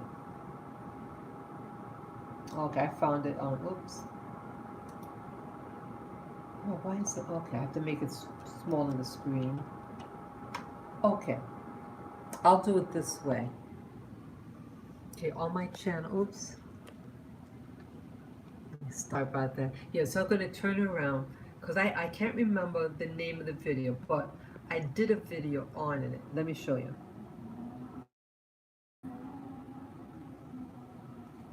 Okay, this is my channel. And this one here, okay, this one here, that was 24 minutes and 24 seconds, where this is the name of my channel. Let me just click on it. Let me get it. Okay. Okay, that's the full name of the video. Is this what the Go Back to Africa movement is all about? 5/11/22. I have an old Cassidy interview. That's Kerry Cassidy. It's an old video, old Cassidy interview with super soldiers about blacks. Well, part of it was about blacks. The end of it, the end of that long interview, and I show a snippet of it in this live stream that I did yesterday. Yeah, so this was yesterday when I did this. You just click on it, and I show the name of the video that Terry Cassidy uploaded many years ago. Someone took one of her videos and uploaded it many years ago. So you could look at it for free, for free on YouTube. And you can listen to yourself what those two guys, one of the two guys specified regarding Black Americans and the Back to Africa movement is towards the end of the video. Okay? So you got the name? That's the name. It was you just go to my channel, Spirit Journey, and you go on my channel and you find the video. It's one of the last ones. This one I just did yesterday. See that? It's just I did this yesterday, and you'll see the name of the you see the video, and you just click on it. It's an interesting video, and those of you impatient, just go to the look at what this video, where this video tells where that information is. Okay, I think it's the 16-minute marker. Yeah, somewhere around on the video done by Kerry Cassidy that someone else uploaded many years ago, because it's someone else's channel that it's on. Okay, that's why I say it like that. Someone else uploaded her work around 2016, and it's towards the end of the video. I think around the 16-minute marker, around there. You go on the 16-minute marker of her video, and you'll find that part. It's really telling. Okay. So yeah, you guys been pretty quiet out there. Let's see if I missed any messages. Yeah. Oh, I missed that one. L Boogie 06 says the video was from 2014. I saw your okay. Thank you. I saw your video yesterday when you played this short clip for us towards the end of that video. Yeah. Thank you for. See, I have people that really do pay attention to what's being said. Thank you for clarifying. That's even further back, 2014. Yeah, 2014. I was still involved in religion at 20. Well, I was out of the church, but I still read my Bible. But I slowly broke away from it, from religion. I'm not into religion, but I do believe that there is an intelligence. There's something that's controlling everything, and part of me really thinks that we are in some type of simulation. I do meditations in the morning that I told you guys over again and over again, and I'm seeing things, and I've never been to these places that I see. I don't know any of these people that I might see, and I'm wondering whether we're having simultaneous existences elsewhere. So when we die in this form, we're just doing stuff, experiencing things elsewhere.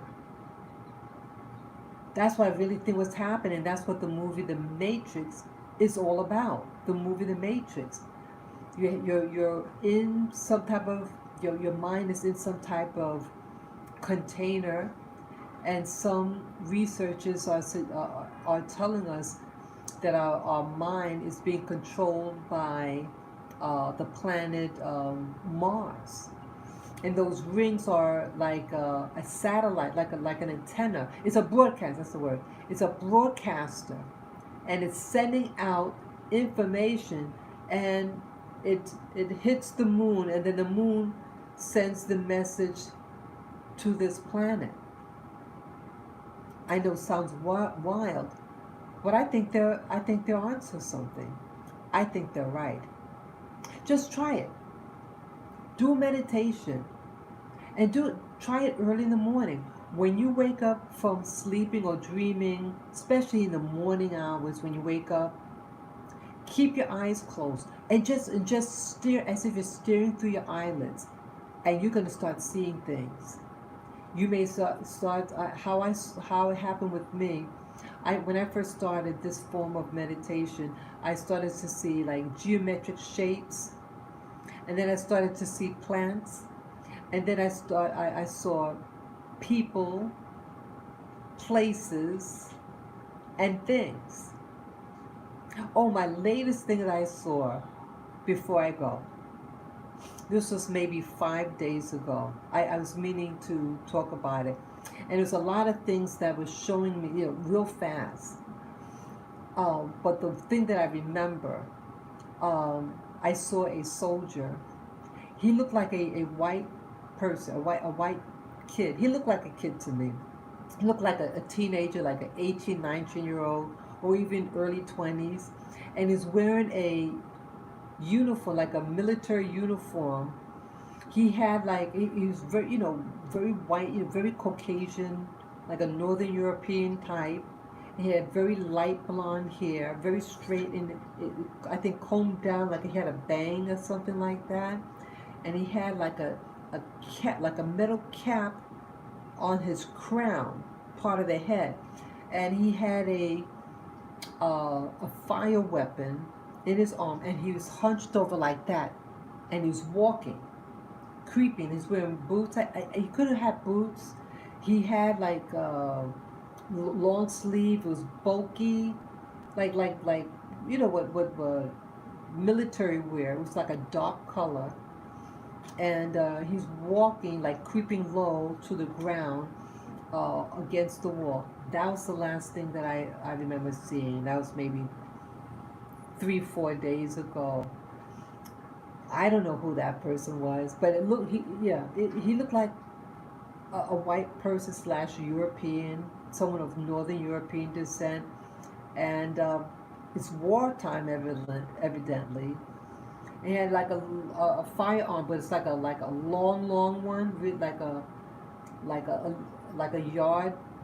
yardstick, that long, length of a yardstick, and it was skinny. And it had like 2 barrels or something like that, but they were real skinny. If anyone knows what war that could have been, if war buffs out there, if there are any war buffs, who has it was a solid color hat too, not like in the Vietnam War, you had people wearing not that like that, not that. No, it didn't look like that, but yeah, it's placed on the head like that.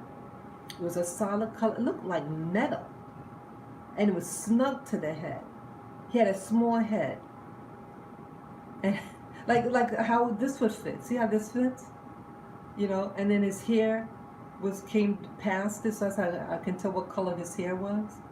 Real boyish looking, very German or British. Those type of Irish, those pale, like that. Yeah, he looked like a boy. 19-year-old, and I see him walking. He's like this, like hunched over like this, and had his rifle, weapon, and walking like this. I kid you not. I kid you not. Who was that person? Who was he?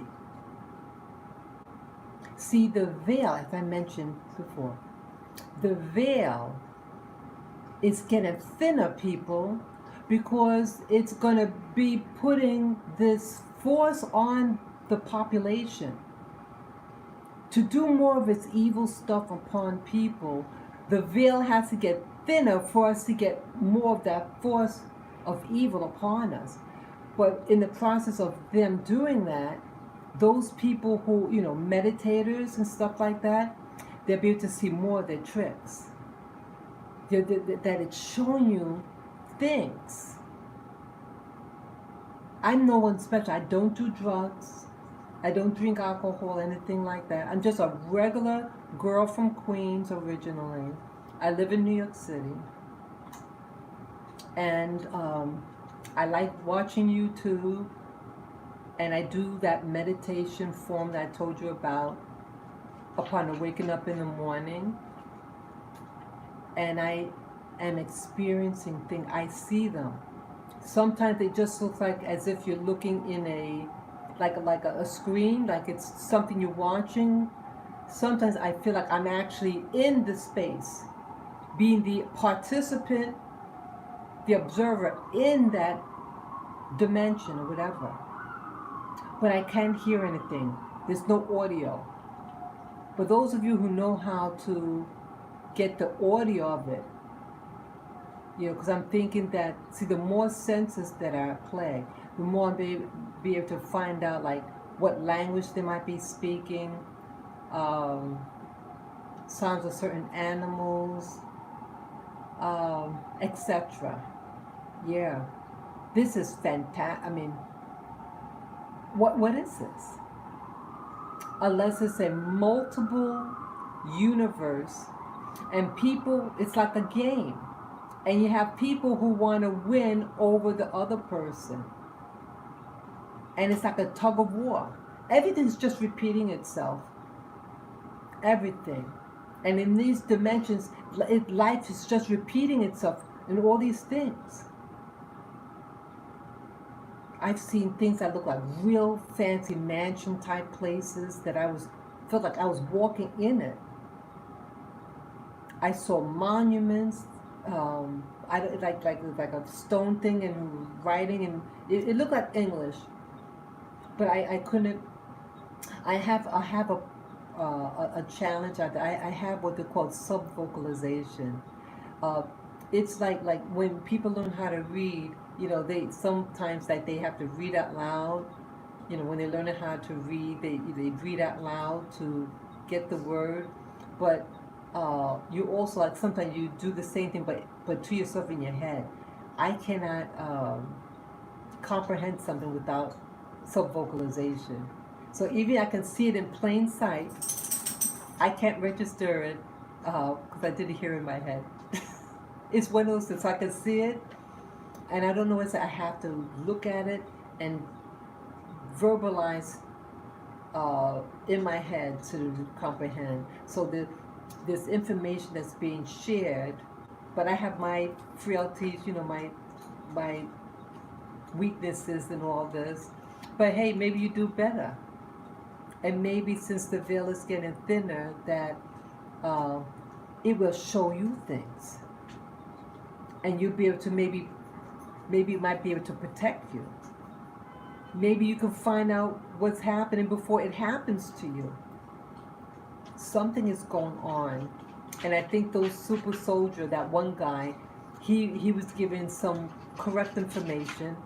Not all information might be correct, and people could change their mind too. You okay?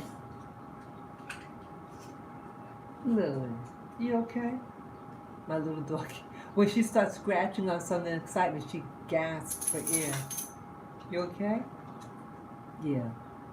Yeah, that's my little dog. Let me show you her. Come here. Come here. Come here.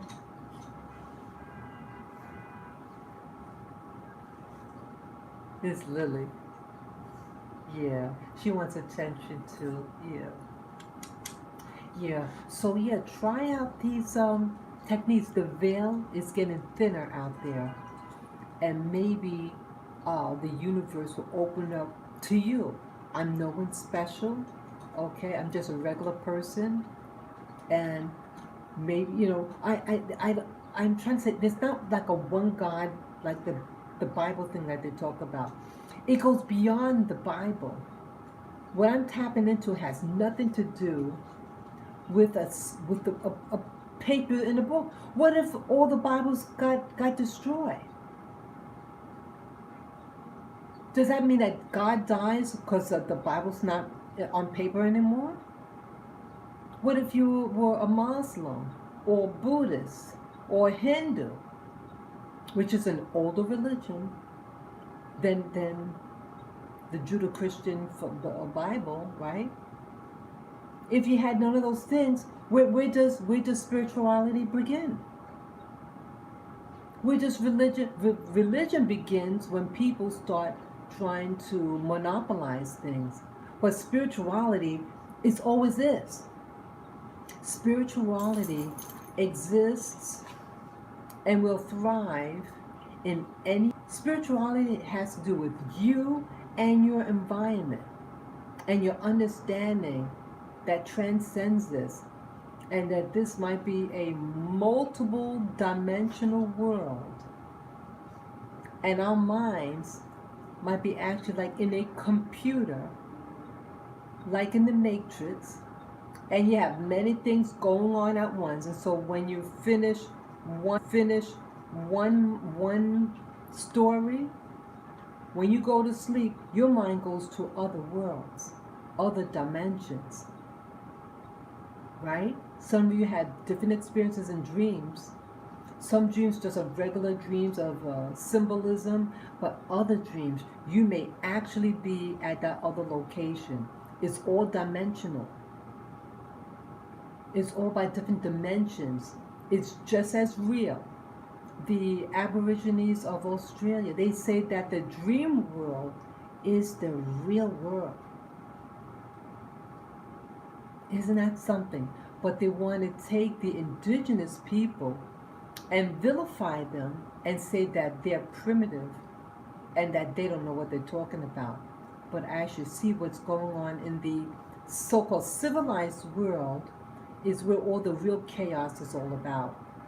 This is this country, the US, is one of the richest countries in the world, but you know, people are stealing and killing each other for money. It's a paradox that exists. It's a paradox, and it's just there to cause havoc to people, to destroy families, because you have people who are controlling this planet, and they're not from this world.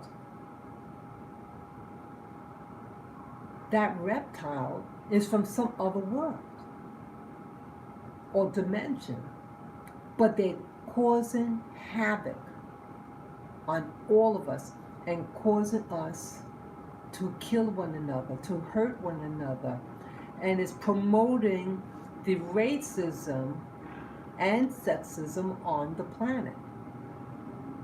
So I think I've said enough. Anybody have any questions? Anyone had any questions to me?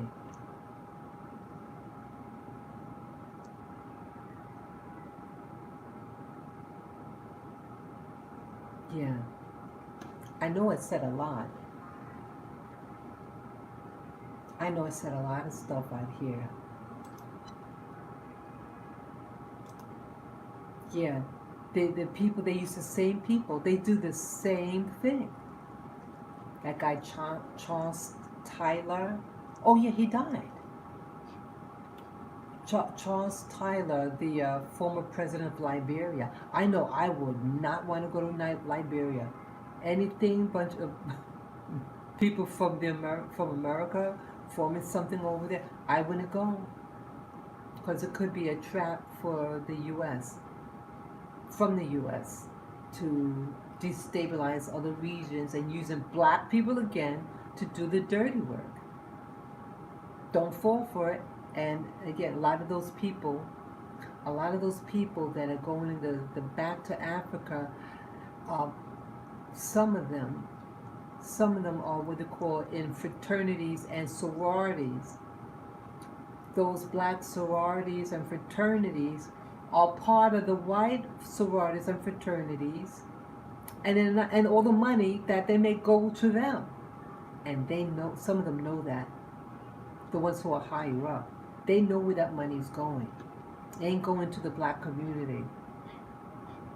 Yeah, be careful. Yeah, that was shared too in one of the videos about these people. You have people doing things, and who they really represent.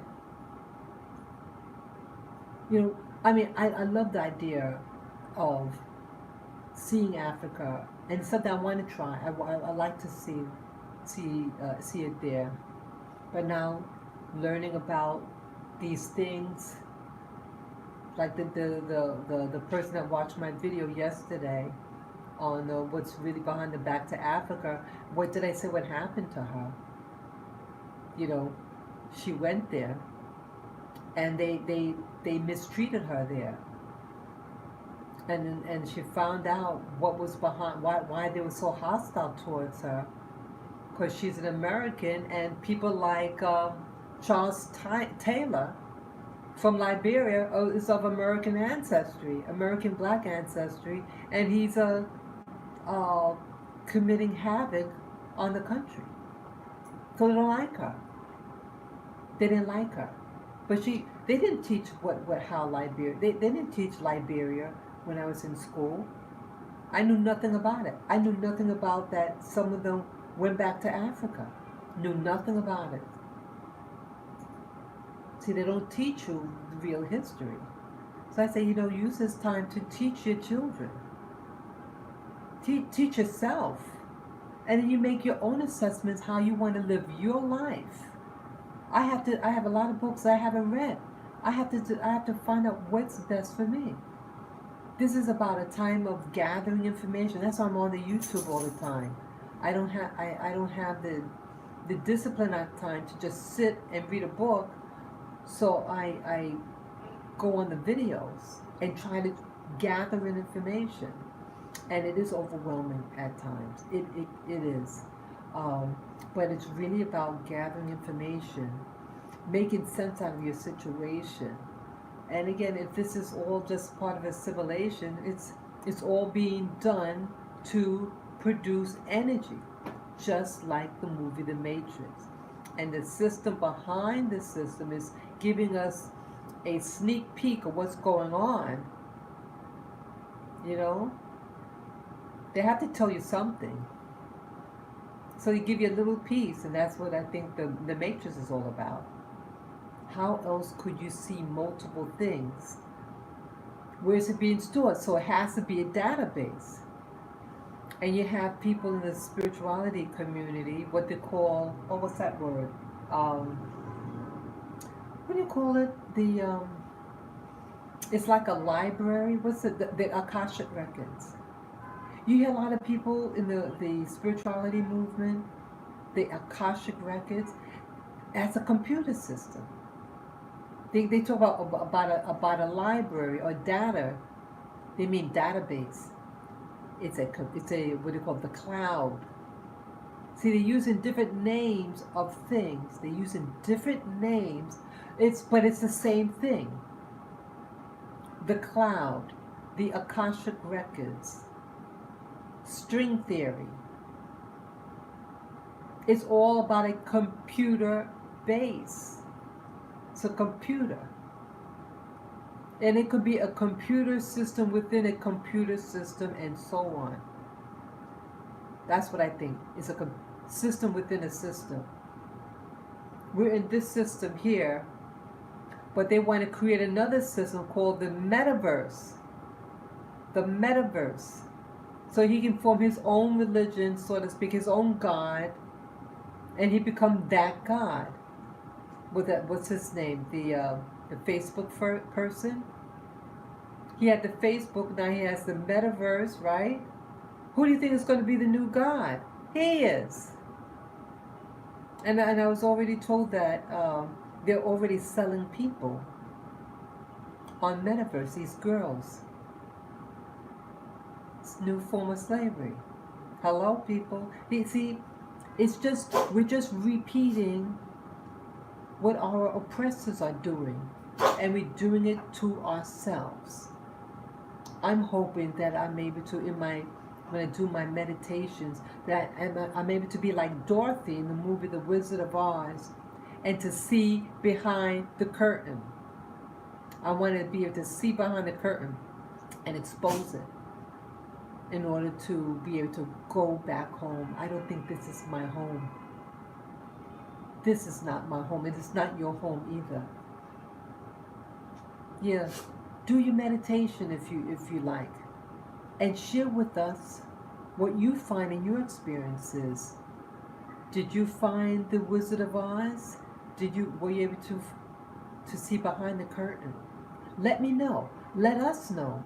Each one teach one. I can't do this by myself. Okay? I thank you for watching. I hope you enjoyed this live stream. Yeah, I can't think of anything else, but everything is related to